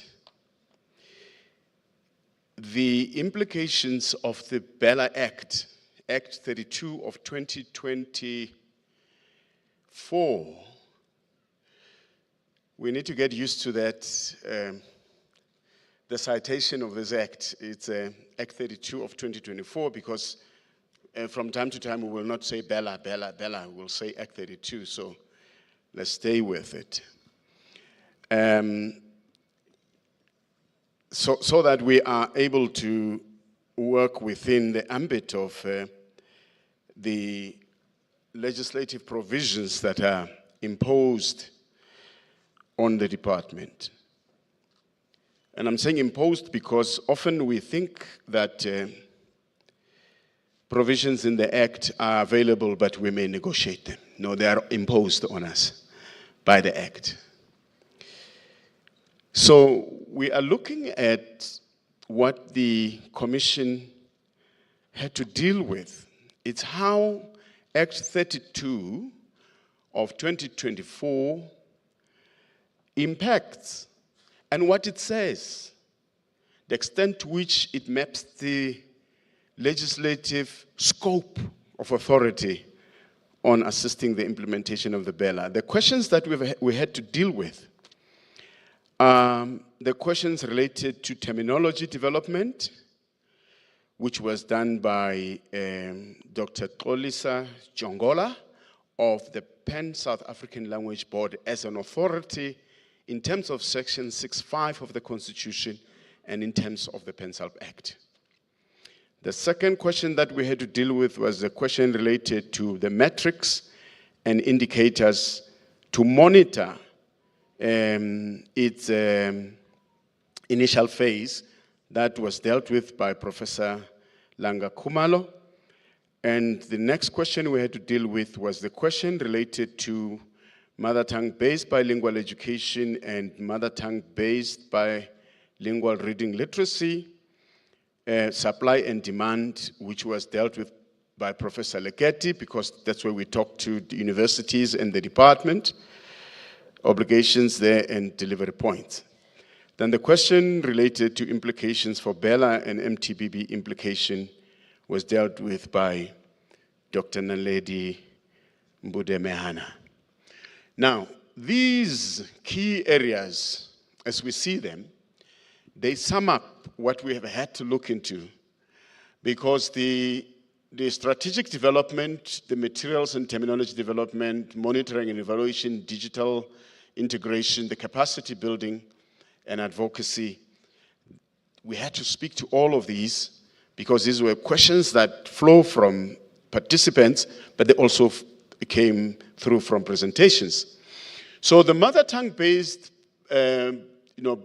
bilingual strategy, the cabinet memo, and the 2024 Lekgotla recommendations would then be infused into the strategy, because these recommendations that would come at a time after the enactment and the date of commencement of the Act itself, and we need to then put them together into one document. And as Dr. Mthembu said, these things, we cannot present ourselves to entities that must support the work that we do only through PowerPoint.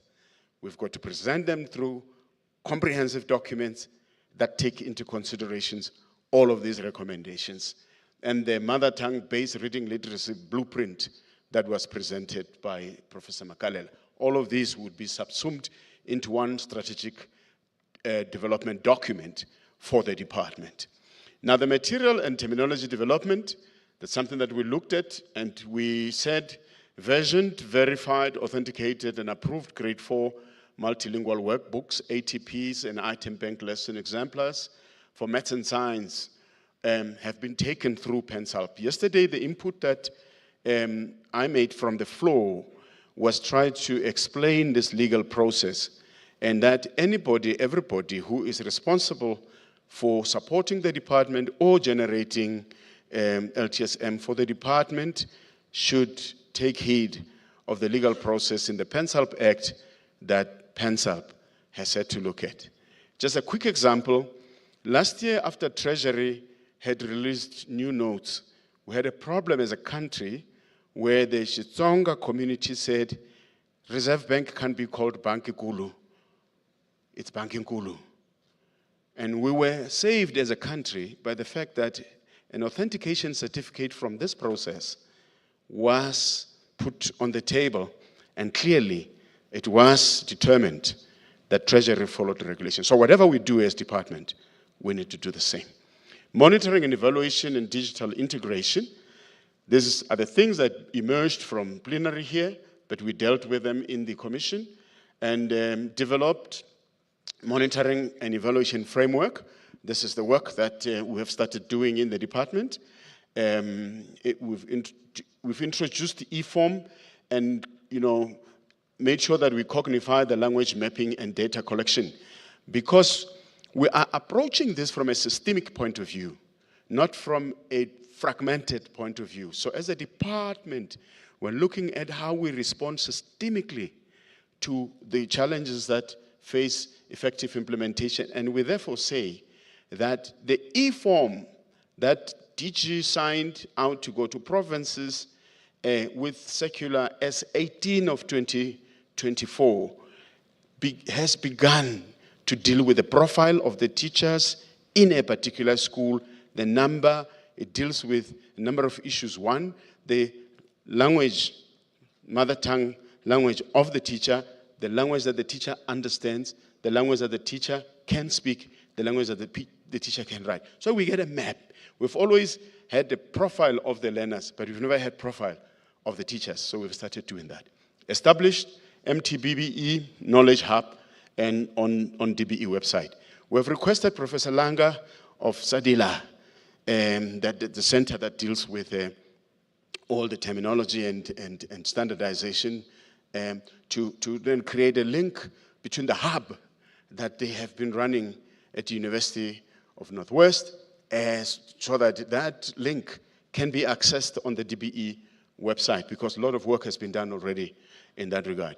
Capacity building and advocacy. This is an ongoing work.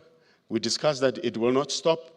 It will continue, because we have already held advocacy events and planning parliamentary engagements. These are ongoing.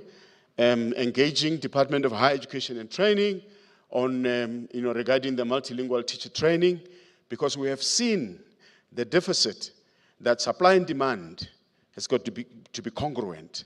There is no way we're going to expect that teachers who have not been trained in particular official languages of the Republic would be able to use those particular languages of the Republic to use as languages of instruction.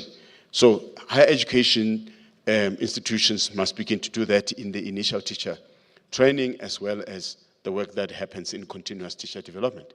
So we've engaged in Mpumalanga District, school principals and SGBs for 2025 rollout. We're going to be working with them quite a bit there, because we had a meeting with them on advocacy virtually. Engaging with business and NGOs, this is continuous work that has to happen. Engage Treasury regarding long-term resources at the meeting that was held. And so this is work that is going on. The next steps, we need to finalize verification and strengthen curriculum alignment for Term 3 and 4, Grade 5, Term 1 and 2, because on the DBE website, what we have put there, it's already the ATPs in all official languages of the Republic. You will see as we move on, we'll have to deal particularly with sign language and Braille, because sign language is an official language of the Republic. So ATPs for Maths and Science Grade 4 implementation 2025 have been put up there. Term 1 is there. We're loading Term 2. And then we're going through Term 3, 4. Very, very, very detailed process there. Scale, teacher training and resource development. We've got to do that. Institutionalize MTBBE within the DBE policy and secure sustainable funding. Because at the moment, the DBE has been able to achieve this through the support of senior management, the DG, the ministry, where the budget was top-sliced and work was able to be done. And also Xenex Foundation and Old Mutual, and as well as NECT and others came on board to assist. So the pilot of MTB reading literacy, mother tongue-based reading literacy, will then ensue. Now, we're dealing with the recommendations now as we finalize. The recommendations dealt with a number of issues. Number one was we recommend that we develop the mother tongue-based education infrastructure. Because this infrastructure, the activities would include establish a central repository that is the links there for terminology and linguistic resources. Because colleagues, so that we have arrived at this situation where we established that because the University of Pretoria, the translated versions of what learners wrote in Pearls and Tims still cannot be accessed, have not been accessed. We requested and then we still don't. So we do not know when learners have performed, the manner in which they have performed, whether the translations were really up to standard, to what extent. Because if you do not have standardized terminology for those subjects through this process, there's no way you will be able to get standardized assessment. Align DBE, DSTI, and DHET in designing end-to-end implementation frameworks and integrate digital tools for literal assessment and support. In the age of digitization and AI and, ChatGPT, all of these have been ventilated in plenary and we're dealing with that. Curriculum resource reforms for CAPS to introduce morphological awareness-based reading models for African languages in particular, overhaul existing learning materials, that is in terms of the rainbow books and other related ones that did not consider the African linguistic structure logic in the manner in which these were developed, align African language curricula with linguistic structures. When we come to teacher training and capacity building, we decided that we conduct linguistics, basics. We say 101 training for educators. That's very important, to develop teacher training course, to provide continuous professional development for MTBB implementation. As you see, we chose a systemic approach and not a fragmented approach. 4, standardization and verification of learning materials. These, we felt the activities would include establish a verification framework for translated content and strengthen terminology standardization through PANSALP, align orthography rules, and assessment standardization of sign language curriculum. That was the point. That was a missing point, because now sign language, it's not just only an official language in terms of the court order, but Bella Act has mainstreamed this in terms of the provisions of the Act to say it is indeed.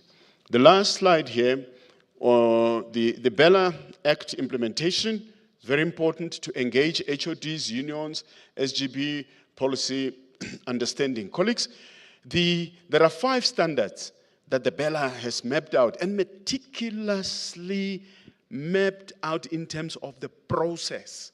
And these standards, if you look at them, we will not, the first standard is the practicability test.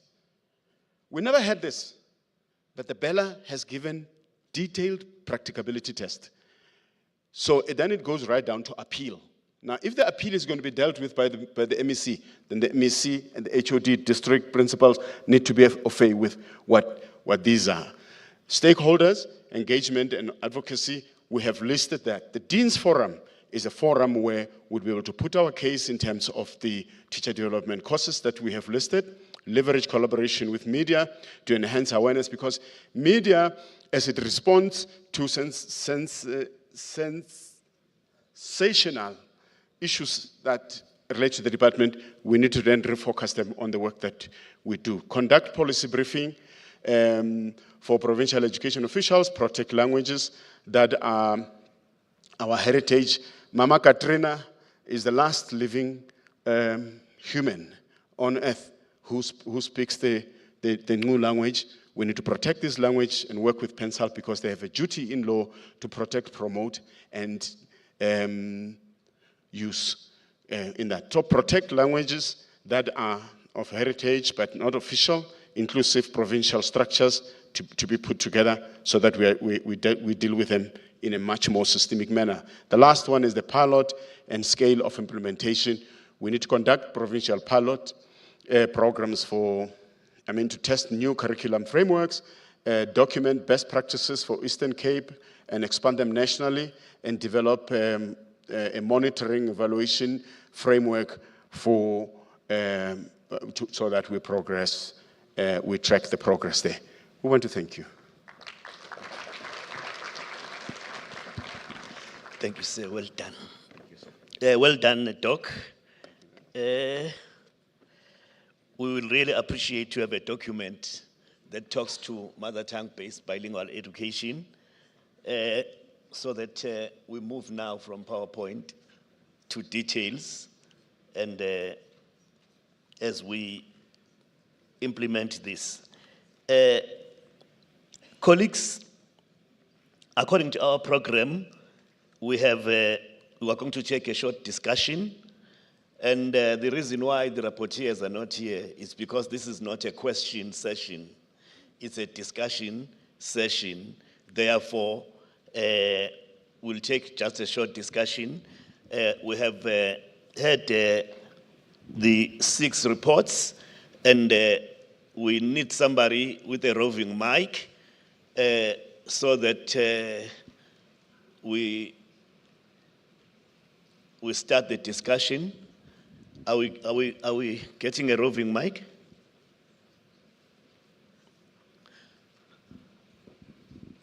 Okay, let's start from this side. Hema, let me give you this one.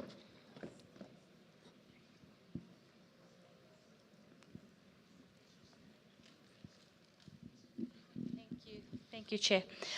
Good morning, everyone. Good morning to the Minister and to all the members present. I want to appreciate all the presentations, and I'm not sure if I can put my discussions on all the three commissions that at once, or do I do it one at a time? Or you'll give me another chance? You tell me. At least all of them. Okay, thanks. All right, so I know it's for discussion. So in terms of the recommendations on CSTL, we have the GEPF that has member welfare section, and we use them extensively during COVID, and so too does GEMS. And I'm checking if you're engaged on how you can include them in terms of the CSTL and support, extended support for teachers in the schools. Then more importantly, from my experience being back in the school, we used to have what was called an educator support directorate. And it's called different things in different provinces, but it's not functional in provinces. What has happened? Where's the funding for that? Is it still in existence? Because I know when I was doing labor, we were able to assist teachers who had alcohol addiction through that directorate, where they would take them to a center, etc., and assist them to get well. Does that exist? That is something we need to inquire. The next one, on the third stream, I hear everything that was said by Mr. Rabotapi. What worries me is, yes, we want to do in-service, we want to do PLCs, but every year we get a new cohort of teachers, and the new cohort comes from different entities, and then you got your PGCE, where the undergrad is not educationally linked. It may have education subjects. So I could have had a BCom and come in with the PGCE. We haven't closed those gaps. We don't align. We just send them into the schools, and some find themselves in the foundation phase. We need to seriously look at teacher development, how we close that gap, because as many institutions as they are, they follow Mr. Tech, but the actual content offering per subject differs. So that's something we need to do as teacher development. As part of the teacher unions, all 5 of us served when we were with DHET and the Dean's Forum and 10 higher education institutions offering teacher development, we developed what was called PRIMTED, Primary Teacher Education Development, a form that said, a guideline that said, every teacher coming in to teach in primary school, foundation phase and intermediate and senior, should do mandatory numeracy and literacy or maths and language, at least for the first year. And unfortunately, it went back to Mr. Tech. It's just a guideline, so that there's no obligation on a university to even follow on that. I'm asking that we put it as a resolution that PRIMTED becomes part of a mandatory requirement of Mr. Tech. We may need to do some work, but that's what we need to do. Then just across, I think three, we've heard the term terminology, and last week alone, DBE and ourselves and higher education people were working on aligning terminology in the education space. And we had somebody there from SACWA who reminded us that the NQF qualification, the NSC, is a SACWA qualification, and we are bound by what's called NQFpedia. There's a glossary of terms, but Mr. Hindle just reminded me, that pedia is not static, it's dynamic. So we need to make sure with all the changes and inclusion of terminology, including that in ICT, is incorporated in this pedia, and surely there's some information there that's redundant. So I think somewhere, if people with the interest in languages, maybe if we could start working on that together with the directorate that started the terminology, then I think it's something that needs to happen. Then on the ICT, I happen to be in that commission, and the presentation did say they spoke to labor. I don't remember as a teacher union being included. I'm checking with my colleagues from the other unions.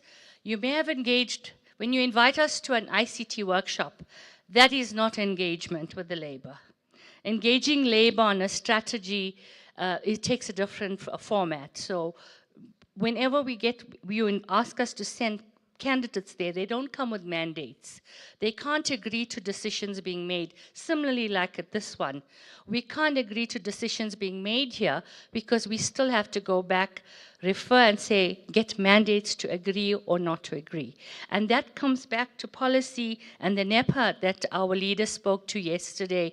Mr. Tantala spoke in his presentation about the obligation of the government or department to engage labor in terms of Section 6 of NEPA. So what I'm concerned with the ICT is two things. We had this strategy, and I noticed, I'm not going to mention, but I noticed a name of a provider that we work with, and we do good work with them. It is worrying that a strategy has a provider's name attached to it. Now, is that legal? Does that mean that entity is writing itself into the strategy? We saw it in the coding and robotics. We had to stall engagement in the coding and robotics where somebody was writing themselves to be relevant into that. And I'm raising this because during the ICT presentations, of the AI presentations, there was constant reminder of this being a new space. It's lying in the hands of big entities, and it has the risk of commodification like we've seen in other sectors. So I think we need to be guarded when we go forward. We appreciate the funding, the support, the knowledge that's coming through, but we must protect public education. Thank you. Thank you very much. Let's finish with this flank. Thank you, Hema. Let's get here. But I just want to say, Hema, very important again, as we are actually closing the gaps, to say, in all these topics, it is our responsibility to think and actually include the issue of inclusivity. When we talk about teacher development, we must remember that there is a teacher who is teaching learners with different kinds of challenges. When we talk about ICT, same thing. When we talk about mother tongue-based bilingual education, same thing. So in all what we do, numeracy, literacy, let us not forget the issue of inclusive education and inclusivity. Let's take your points. Thank you very much, Chairperson. I just want to make some maybe inputs or discussion points. One, in fact, I want to start at the beginning and close at the end by talking to issues relating to early childhood learning. My understanding is that Lekgotla is a place, or a space where all stakeholders have been brought together to say, let's reason together. Now, when you look at the presentations that speaks to early childhood learning and the what the president said about a 2-year-old who can navigate a smart gadget or smartphone or whatever they are navigating. It then tells us that in terms of foresight, in terms of our plans, we need to start looking at how we are going to structure the curriculum to respond to all these issues. That when a 2-year-old gets to a crèche or school, higher education is already responding by how they have taught the teachers who are going to teach those learners in their curriculum. And the observation that I've made is that the curriculum that the universities are having are not differentiating initial teacher education and continuing professional development. Whatever is there speaks to one target. We need to get to a point where they also begin to be agile and respond to andragogical approach to deal with teaching the teachers who are going to teach the learners. Because when the teachers are taught, it has to be different from when an initial teacher is being taught. When we say we want to get programs to respond to teachers who are already in the classroom, they have to be different in terms of material that is brought on board or that is developed by universities. Currently, it's the same curriculum for all initial teacher education and continuing teacher professional development. Then if it doesn't respond, it's not going to assist much. That is why we're going to hear Prof. Metcalfe saying that CPTD is not working. So we need to get to a point where andragogy and pedagogy are separated. The fact that universities are here, their programs must respond for them to speak to teachers who are starting and teachers who are already in the system. Thank you very much. Thank you for the input. Let's get here, this side. Any input, you help me by show of hands.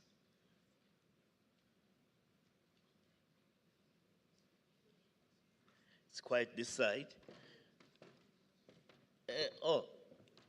Is there a hand there? Okay. Thank you.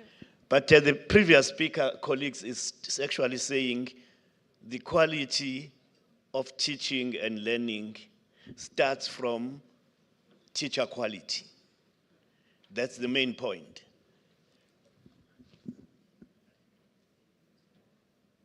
Good morning. Thank you. I just want to...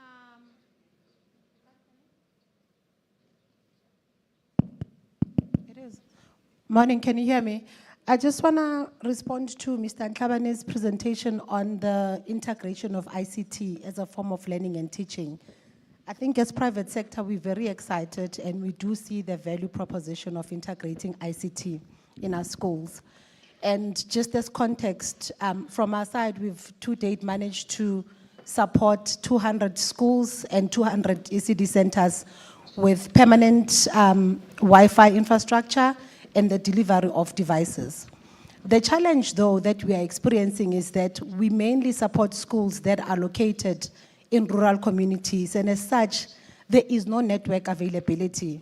And therefore, we'd like to plead with our network providers, our telecommunications providers, to support us to ensure that there is access to network.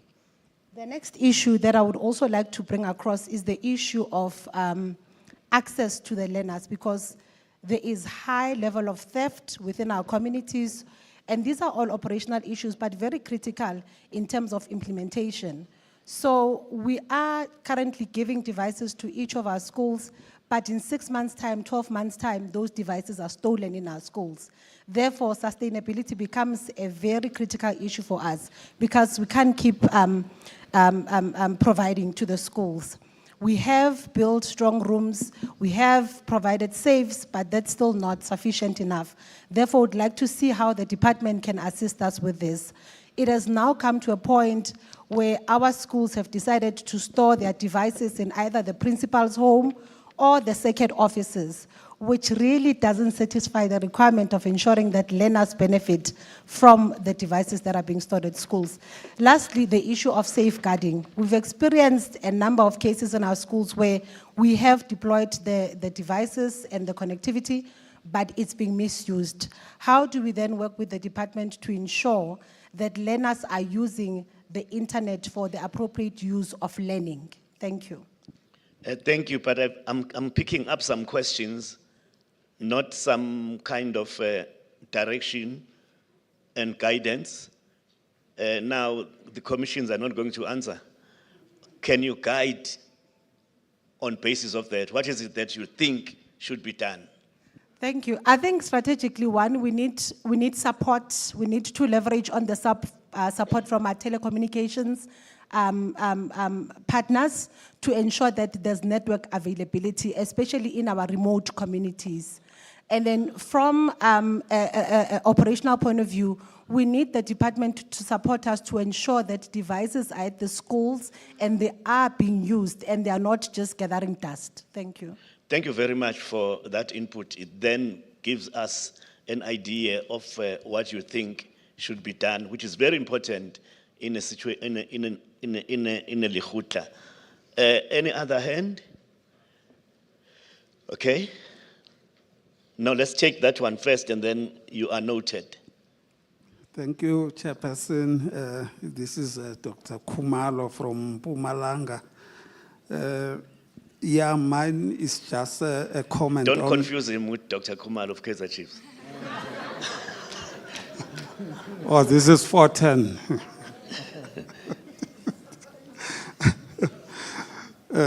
Yeah, my point is just an addition to Commission 3.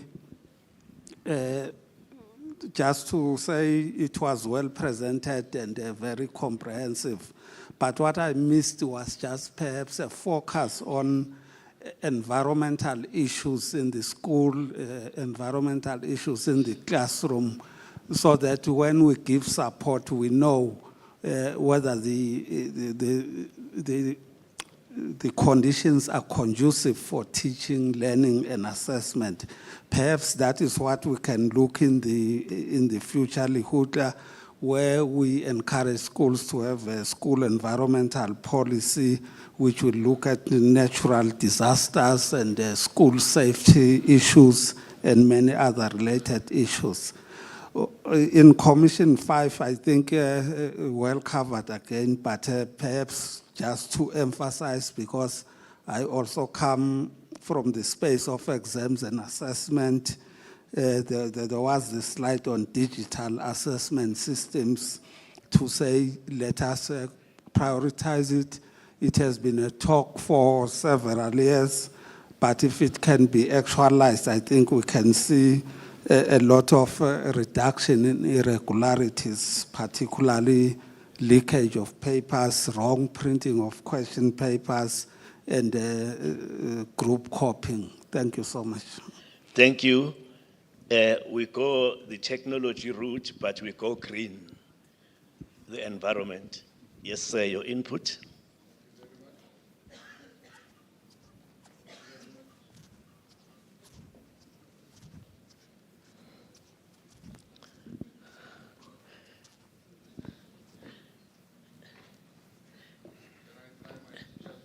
No, you can use my mic.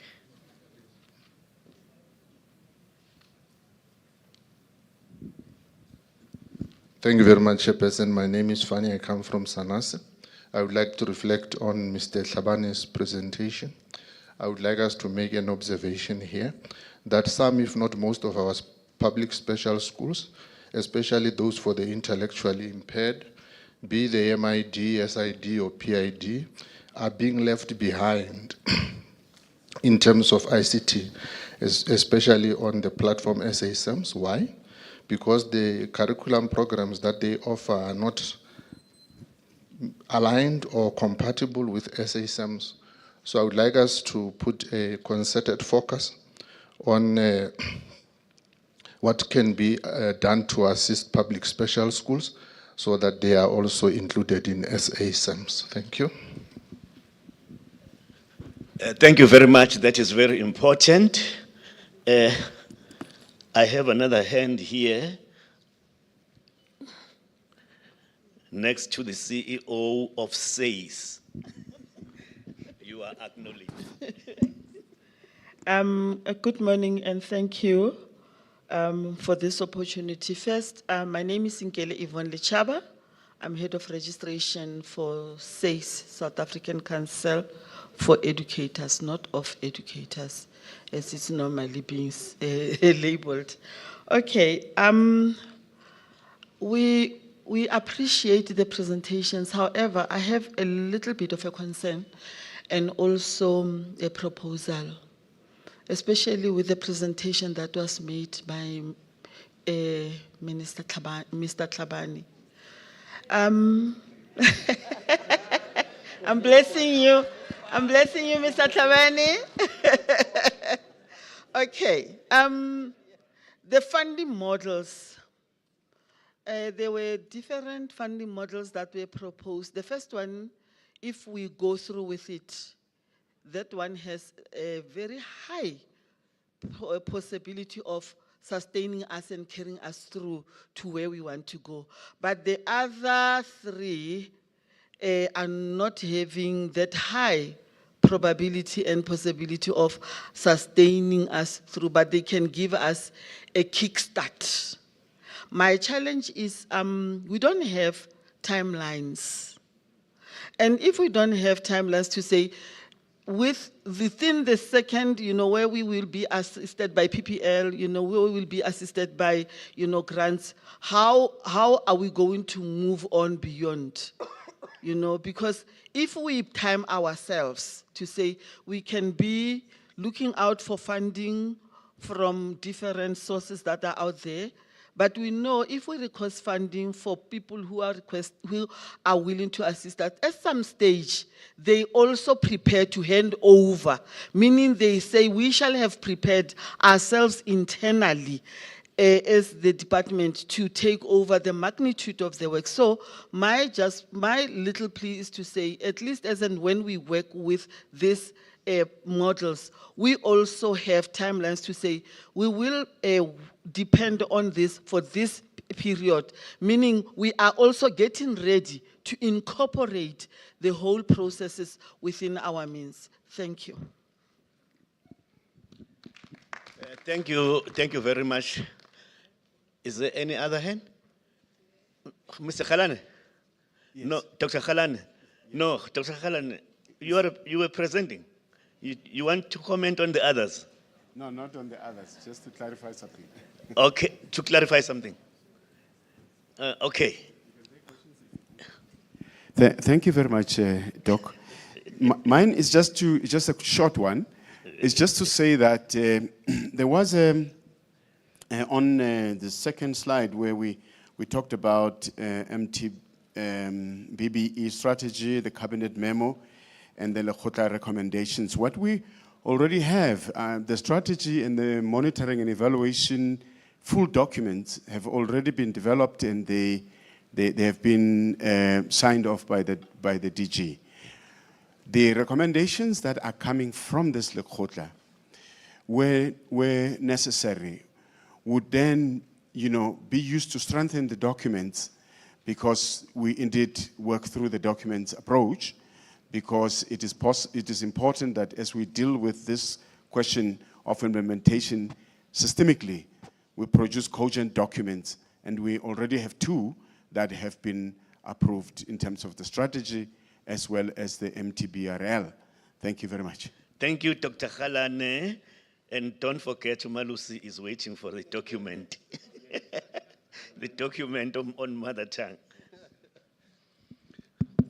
Thank you, Chairperson, and again, all protocol observed. I just want to make a small point, and I'm happy that Dr. Khalane just made the point about the documents. But my suggestion, Chairperson, is that we've had speakers make reference to the fact that last year, the year before, and the year before, we raised these issues. We talked about this, we talked about this. And to a large extent, we want to avoid that, a situation where we repeat things to ourselves for 2, 3, 4, 5, 10 years, but we're still repeating the same things. So if we could perhaps think about, from every commission, 2 or 3 things that we can commit ourselves to actually championing and concluding or bringing some finality to. The issue, for example, around mother tongue, bilingual, preparing the documents that will actually provide guidance. That's something we can do and actually do and finish by the end of this year and be able to work on that basis. We've talked about providing guidance to higher education institutions that train teachers. Where is Mr. Tech? Or the revised Mr. Tech? We've actually had discussions, consultations, and everything, and all we need is release the revised document. So that again, we don't come back and say, you know, higher education institutions, you're not giving us this, you're not doing that. But we've got the document. It's been consulted widely. Many stakeholders have given their input, but it's been sitting there for more than 3, 4, 5 years now. It's not coming out. That's something we can again commit to say, okay, we've identified a gap and we want to provide direction and guidance to higher education institutions on what we want in terms of the kinds of teachers that would be ready for the system.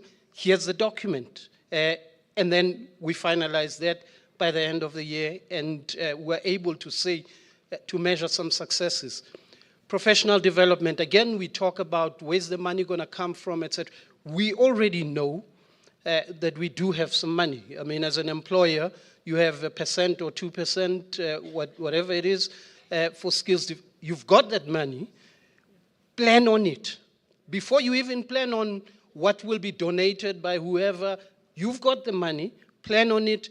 Have a coherent, consistent program that you're going to champion. So what I'm saying is, from every commission, if we can identify some low-hanging fruit and go for it. Thank you, Chair. Thank you, Prof. Chita. So, DG, it's only Duncan Henley and then DM. Okay. We have another hand there. No. Mr. Rabutapi. Thank you, Chair. I think the point I'm making is more of an omission than anything. There's a very critical point that we discussed in the commission, and this was about creating value for professional development of teachers. I think all of us are advocating for teachers to be at the forefront of their own professional development. But we've been confronted with questions from teachers to say, what is in it for us? It looks like the mere fact that it's gonna make you more competent, you're gonna improve learning outcomes. That is not, it's good but not sufficient to incentivize teachers to participate. So one of the debates was that what else can we actually do? And we are fortunate to also have Mr. Slyker from the OECD who said it is not only a unique South African problem, but there are countries that are doing something about it. And one of the strategies is that teachers want to be valued. You cannot expect them to participate in professional development for the sake of it. There must be something that creates value out of that. And I think as a system, if we want to, because it's not that they don't have opportunities to participate. Opportunities are there, but they are not being taken advantage of. So how do we create value so that value will then incentivize teachers to participate in professional development? So it was a critical omission. Thank you. Thank you, Mr. Raputapi. Thank you, Chair. Good morning, colleagues. My name is Cecil Moyo from MSI. Mine is a bit of a concern with regards to the agency of MSI means Maths and Science Infinity. Thank you. It's a bit of agency concerning the workshop that we are having. I know we are discussing and everything, but I feel like we lack a sense of agency which is going to take us back to a similar scenario a few years down the line. We have talked about 2-year-olds who are able to do a lot of things when it comes to your mobile devices and so on. Where are we going to be 10 years from now? Because currently the rate of technological advancement, it far exceeds the rate of adaptation by the learning environment when it comes to us as teachers and so on.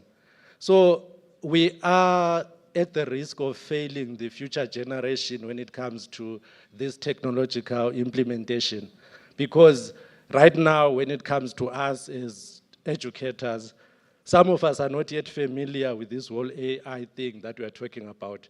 Yet the same kids that are going to be our learners very soon will be very well developed in understanding this whole technology thing.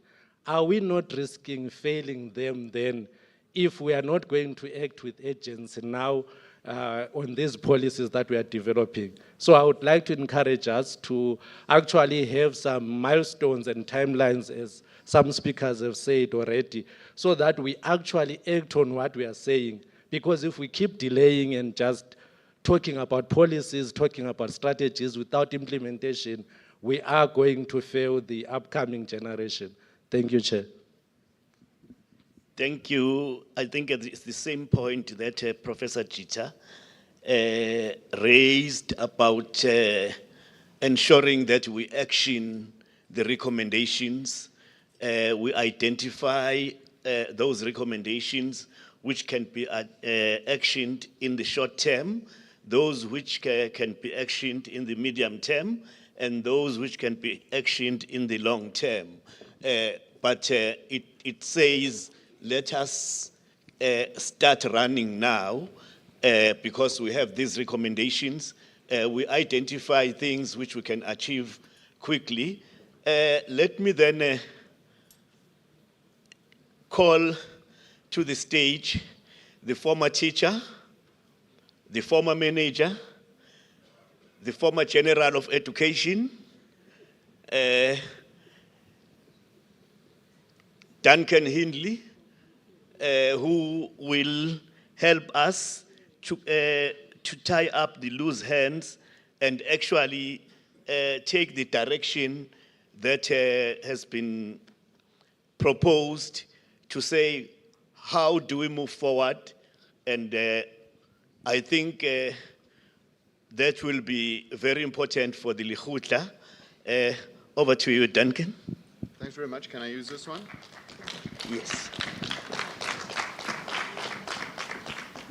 Thank you very much, Dr. Mthembu, and appreciate the chance. Honorable Deputy Minister, Dr. Mali, Director General, distinguished guests, ladies and gentlemen, let me start. Okay, one in here.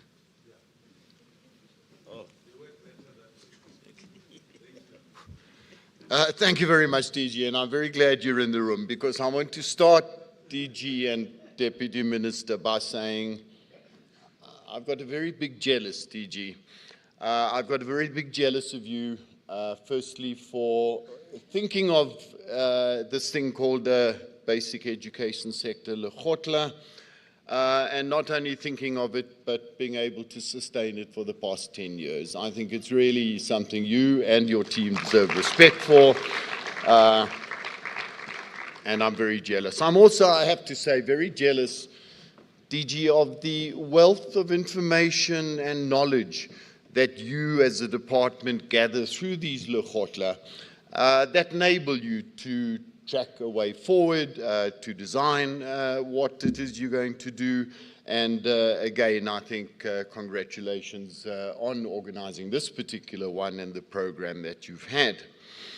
Mine is probably the least academic of titles, and I hope I will be able to help in some way, Chair, but probably not very much in the short time. The topic is indeed tying up loose ends and forging a way forward. And let me try this one. There we go. Let me start with the loose ends and acknowledge that, of course, there are many loose ends. We don't come into a Lekgotla like this with the aim of concluding on particular matters. We don't take decisions. There's certainly no voting on anything or anything like that. We come here to gather ideas, share ideas, throw these ideas around, and if need be, take them home with us. So if, Chairperson, you're hoping for a plan of action from me, it's certainly not going to come.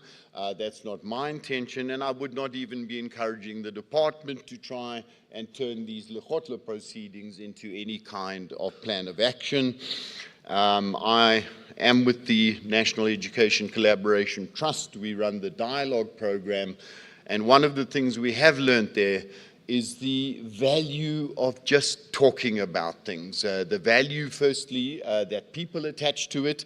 Sometimes we think, yeah, that was a bit of a pointless discussion, and we get extraordinary comments afterwards, how much people just appreciated the opportunity to say what they felt about it, to listen to others, etc. So sometimes it is just, in fact, good to talk, to throw these ideas around, and not trying to develop them into a particular plan.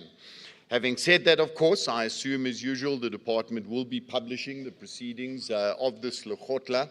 But I want to suggest maybe we could lift it a little bit. We have a lot of very clever people in the room, a number of professors and doctors and others, and it might be that we give them the full proceedings and ask them just to pull out perhaps a 5-page document of some sort. What sort of analysis? Are there things we can do? Are there things we should do? I think the commissions have given us some sense of those. Some have been very practical suggestions, etc. So maybe something like that would be good, but again, that would just be, in a sense, a discussion document. I don't think we're talking about a plan there. Equally, having said that, I think there were some dominant threads that we can recognize that have run through this particular program, and the one that resonates with me and I will carry for a long time was the term start early, start strong. I think that's really been a very strong message in this particular Lekgotla. I think we've had a lot of thinking about future skills. And the World Economic Forum report indicating that the human skills rather than the technical skills were being increasingly valued. Someone made a comment during the proceedings about the need to bring joy back to learning, building confidence and self-belief, part of that new agenda, and of course, collaborative approach is always needed. So in terms of loose ends, as I say, I'm not going to help many, but I trust we can pick up on some of those. In terms of forging a way forward, I want to maybe abuse this position and just suggest that we lift the debate now in some way. This has been a basic education sector, Lekgotla, but there is an apex structure on human resource development, and that is the Human Resource Development Council of South Africa. That council is convening the 5th HRD Summit at the end of this month. It will be chaired by the Deputy President. There will be a reconceptualized HRD strategy that is presented. which, by the way, includes some targets around basic education. And the aim will be to try and find those areas of collaboration in support of these particular goals. But my point about raising this, Chairperson and colleagues, is that I think this Lekgotla has provided and established a really solid platform for this sector to now engage in this higher level summit where we engage with the other sectors, higher education, et cetera, and our engagement, I think, can now be strongly informed by these dominant threads that we've identified, other issues that we've raised, and in some way, frankly, to change the narrative that we have in this country around human resource development. What do I mean by that? Human resource development in this country has been and continues to be understood largely as what happens after school. When you leave school, where do you go? What skills do you acquire, et cetera, et cetera. The evidence overwhelmingly from this Lekgotla has been that the foundations are at least as important as that after-school period, if not more so, and therefore deserve greater investment.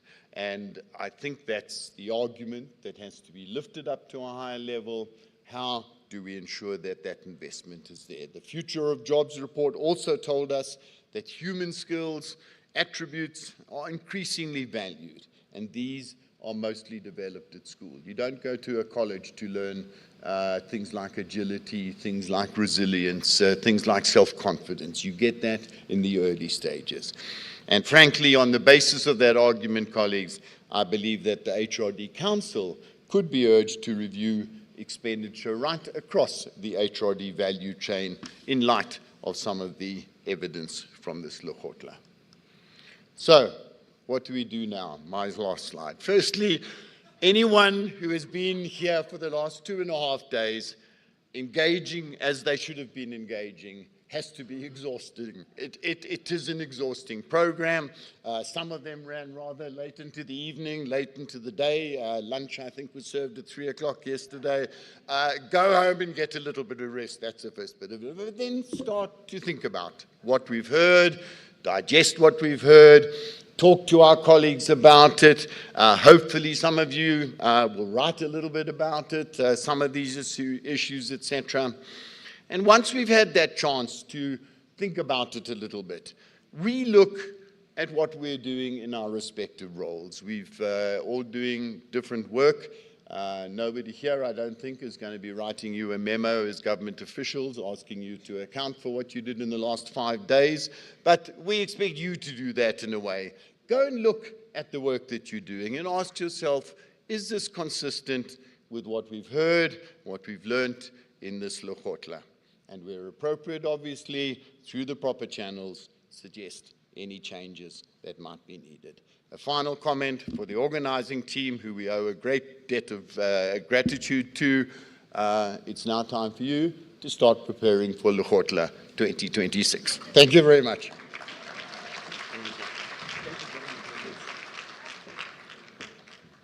Thank you very much, Duncan.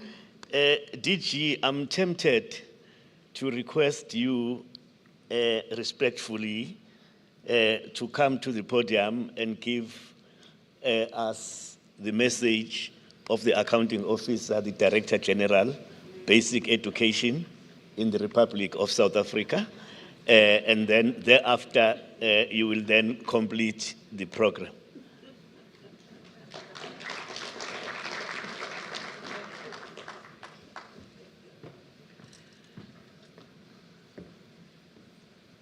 Yeah, things do happen in life. I've never heard of this nor seen anything of this sort, where the accounting officer is coming to give a speech or a statement. But it's only appropriate, DM. I know that you're going to do that in the fullness of time, which is going to happen a few minutes from now.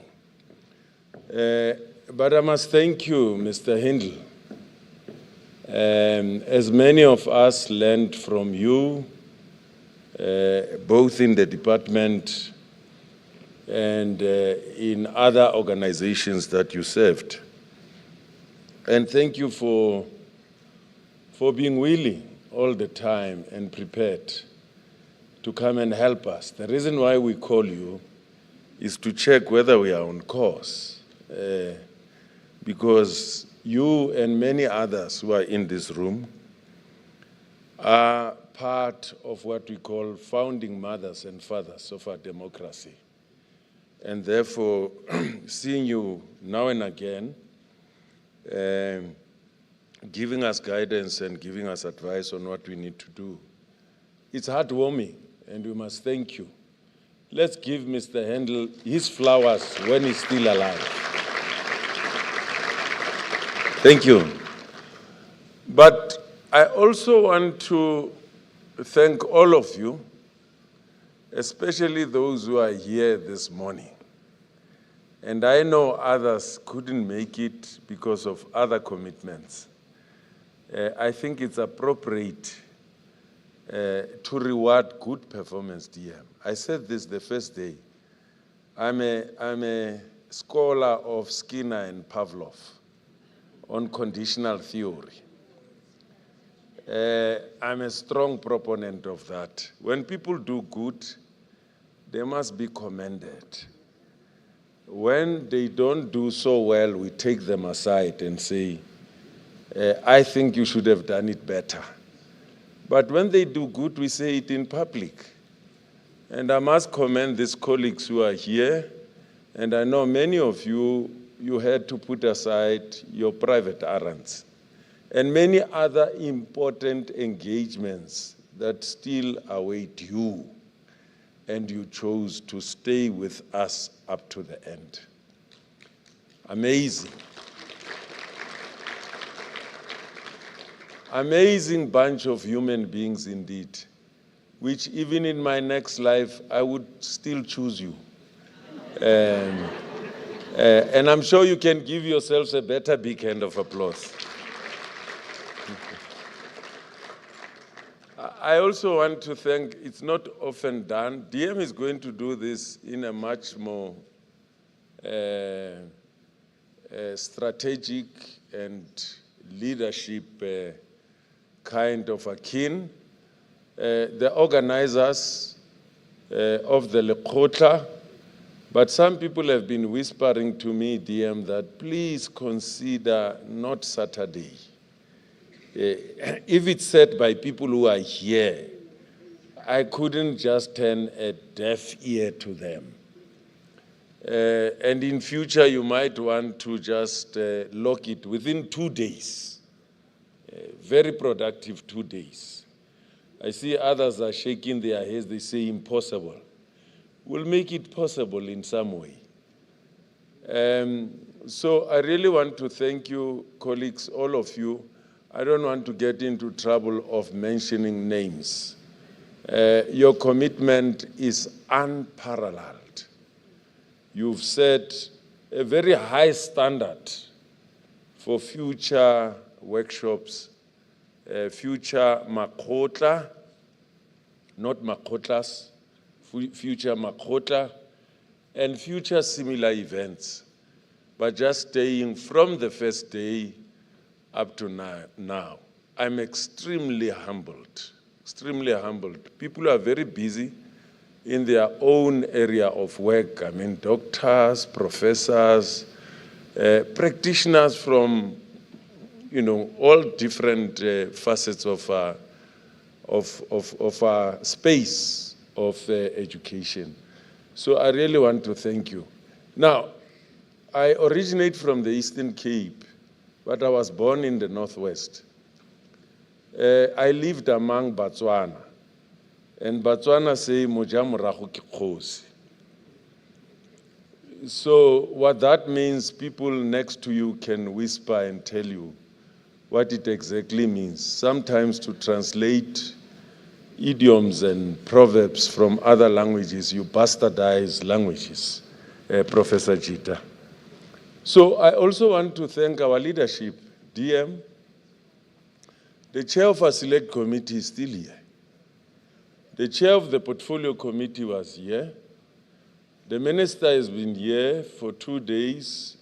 She had to leave for some matter that she couldn't delay, but she's been here. And the staff from the ministry, staff of the deputy minister and minister have been here throughout. And for that, we also want to thank you. We are ably led here. We give you your flowers when you are still here and not do it when you are gone. So I now have the pleasure to call upon on stage to come and officially close the 2025 10th installment of our Lekgotla, our one and only Deputy Minister, Dr.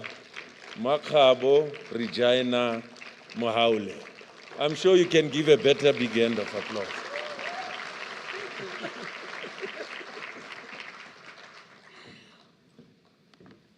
Thank you so much, Tichi. In one of the Lekgotla, I met somebody. I don't know why is that person no longer attending. Her name is Makgabo Regina. I said, it can't happen because Makgabo is a rare name and Regina also is a rare name. How do you become Makgabo Regina? We promised with that person. I don't know which sector did that person represent. I think in the next Lekgotla she will come because it was in this Lekgotla. So today I hear Nkele Yvonne. My younger sister is Nkele Yvonne. I say, yeah, things happen in this world. We must not take them light. But to you, Tichi, our chairperson of the select committee, it's amazing that you can stay throughout. We really, really appreciate. And it helps, unlike coming, you talk, you go, or you come one day. As we are staying here, you grab with the issues, you understand them better. When you come, we appear before you, you know what to ask us. You know, you are arming yourself. You are preparing yourself for the battle there on the other side. But representatives from political parties, if they are still here, teacher unions, I know teacher unions, some are still here, SGP associations, business, education organizations, as well as civil society, our sponsors, ladies and gentlemen, Rishile, good morning. I want to start by thanking Mr. Duncan Handel. That is, when you work, you don't age. He's still strong. He's still very strong. I know him many years ago, and he was still young then, vibrant and active when we formed one of the giant organizations in this country. But he is indeed our encyclopedia when coming to issues of education in South Africa. Did you want to thank you? I start with the thanking of people because I might forget. After speaking, you forget, then you forget. I want to thank you for this well-organized event. And the speakers were spot on. It's like you gave them notes before to say, the kind of speakers, both nationally and internationally, spoke to our issues, touched the nerve. Then you can see that, no, we are a sector that is moving forward. We are not going back because we are responsible for changing our country and the continent and the whole world. So I want to also thank the President of the Republic of South Africa. Really, President, we all know that he's extremely busy. You will see him here, the following day you see him there, and he makes sure that when coming to education matters, he avails himself, no matter what time. And that is leadership. People will want to see their leaders. If your leader comes to where you are, then people will stand up on their feet and will work even more. So we really appreciate what the President has done. Chairpersons and CEOs, your coming and staying throughout of our entities, it gives us comfort. We feel that we are supported. We feel that we are not alone. We are supported. And that gives us courage. And we shall not disappoint South Africa and the world. The organizers, I wanted to say, Tichi, yesterday, I ran to Mpumalanga, I came back running because there was an event that I was supposed to address, to give a keynote address. I ran to the event. When I arrived there, there's no one. Have I come to a wrong place? Then I called them. No, we're still struggling to get the people to come and attend. I said, you said to me, I must come at 4 o'clock to give a keynote address. In fact, they were saying I must come earlier. Then I said, no, I'll be there by 4 o'clock. Then I left Mpumalanga running, driving very fast to come to Johannesburg for that event. And the event was not there. They're still trying to get delegates to come to the event.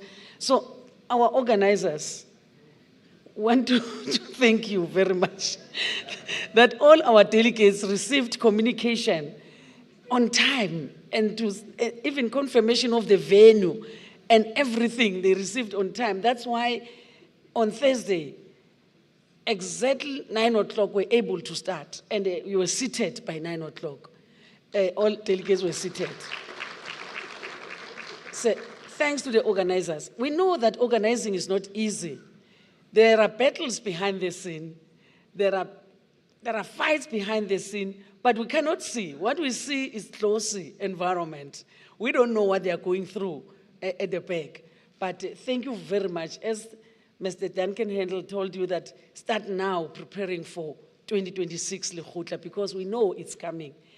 And I want to thank you because everything is not like you were sleeping, then you just woke up and find that we need to have this 10th Lekgotla.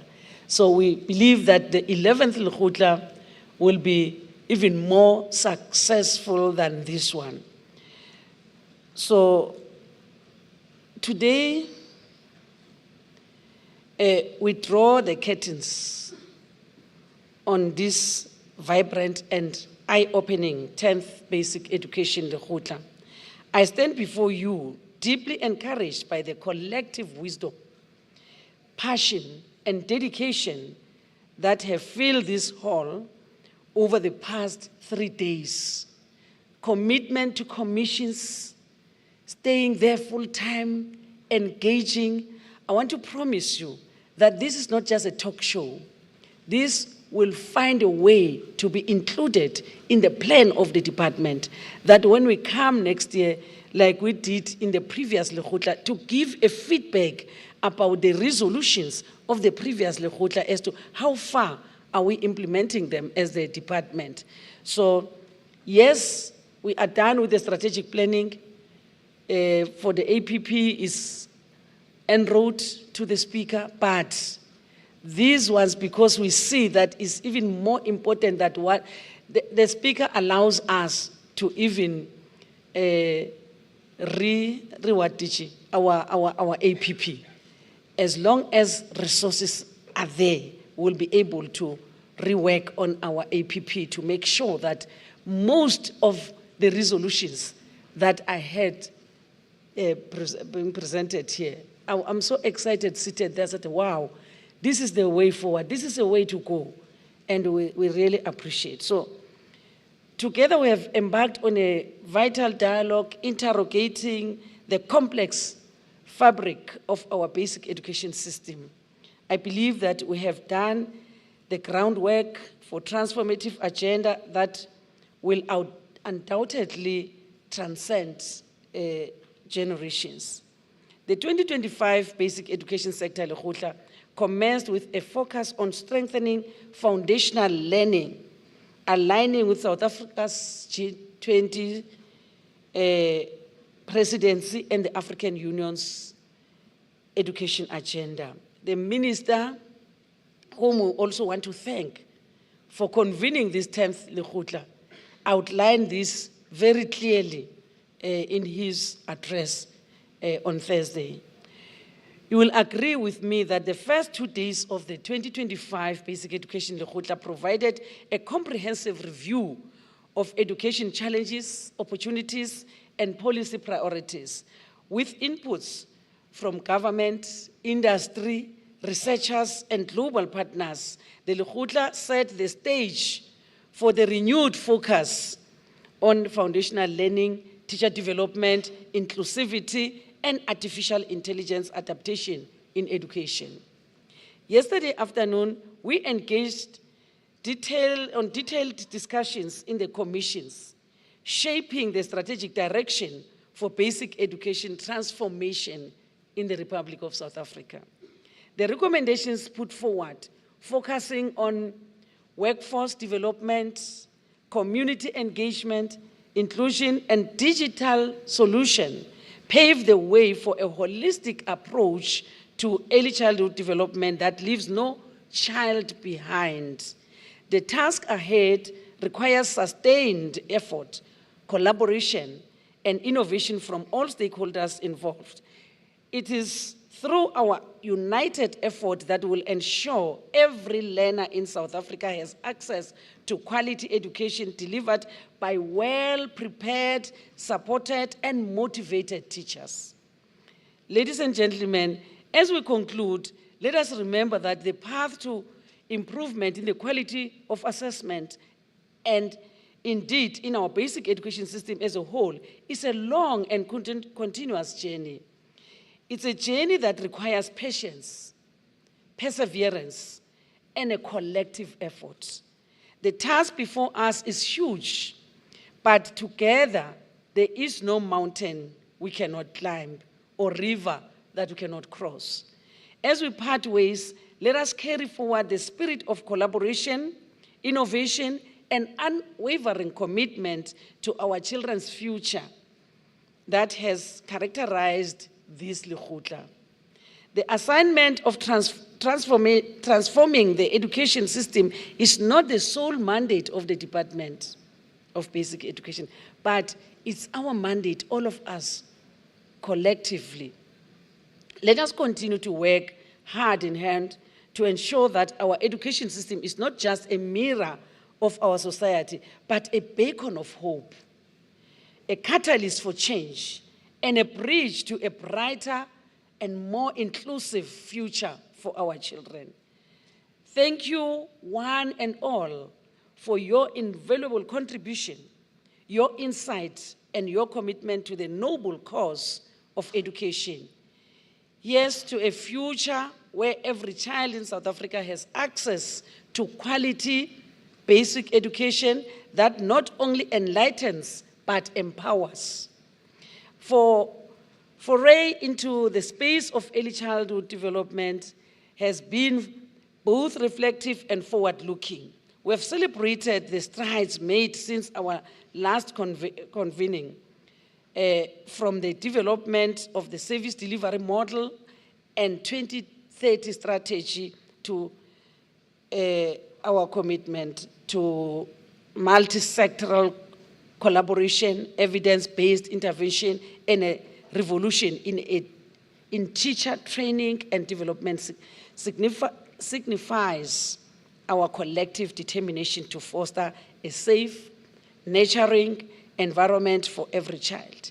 Lastly, our gratitude extends to our sponsors. As the Department of Basic Education, we could not have done this Lekgotla. You know, our financial situations were always limping. We rely on sponsors. I want to say to them, thank you, thank you, thank you.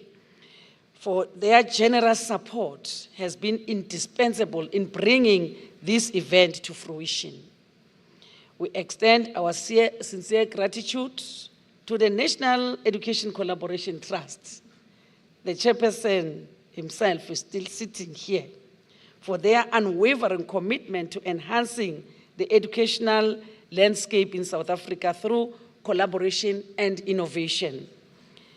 The DBE E3 equipped entrepreneurship, employability, and education programs for their innovative approach to integrating entrepreneurship and employability skills within our educational framework. Ladies and gentlemen, I want to thank all of you, as DG has indicated. It's rare that you can find a hall still full on the last day, and on a Saturday for that matter, wherein in most communities, Saturdays is funeral days, but you are here, still ready to can go on the whole day. But with the powers vested in me by the Minister of Basic Education, Mesiviwe Kharube, I want to declare this sitting officially closed.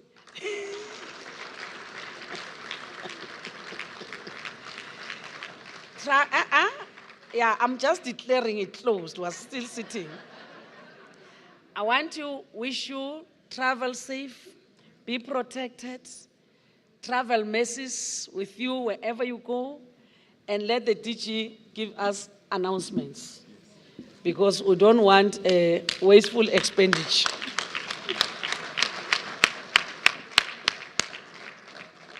Yeah, thank you very much. Give DM a big hand of applause, please. Thank you, DM. Thank you. Colleagues, lunch is arranged, and it will be served. We're bringing it forward at 11:30. We are allowing for networking to continue between now and 11:30. And we're serving, is it Serengeti? Kuse Serengeti and it? Yeah. It will be served at the same venue where we had it. Please don't leave. If you leave, I'll be definitely there at lunch to check who's there. And we are, well, unfortunately, I carry out the responsibility of somebody called accounting officer. If people do not eat what we have prepared for them, we send them a bill of fruitless and wasteful expenditure. But travel safely and keep well. See you next year, next Lekgotla. Thank you very much. Thank you.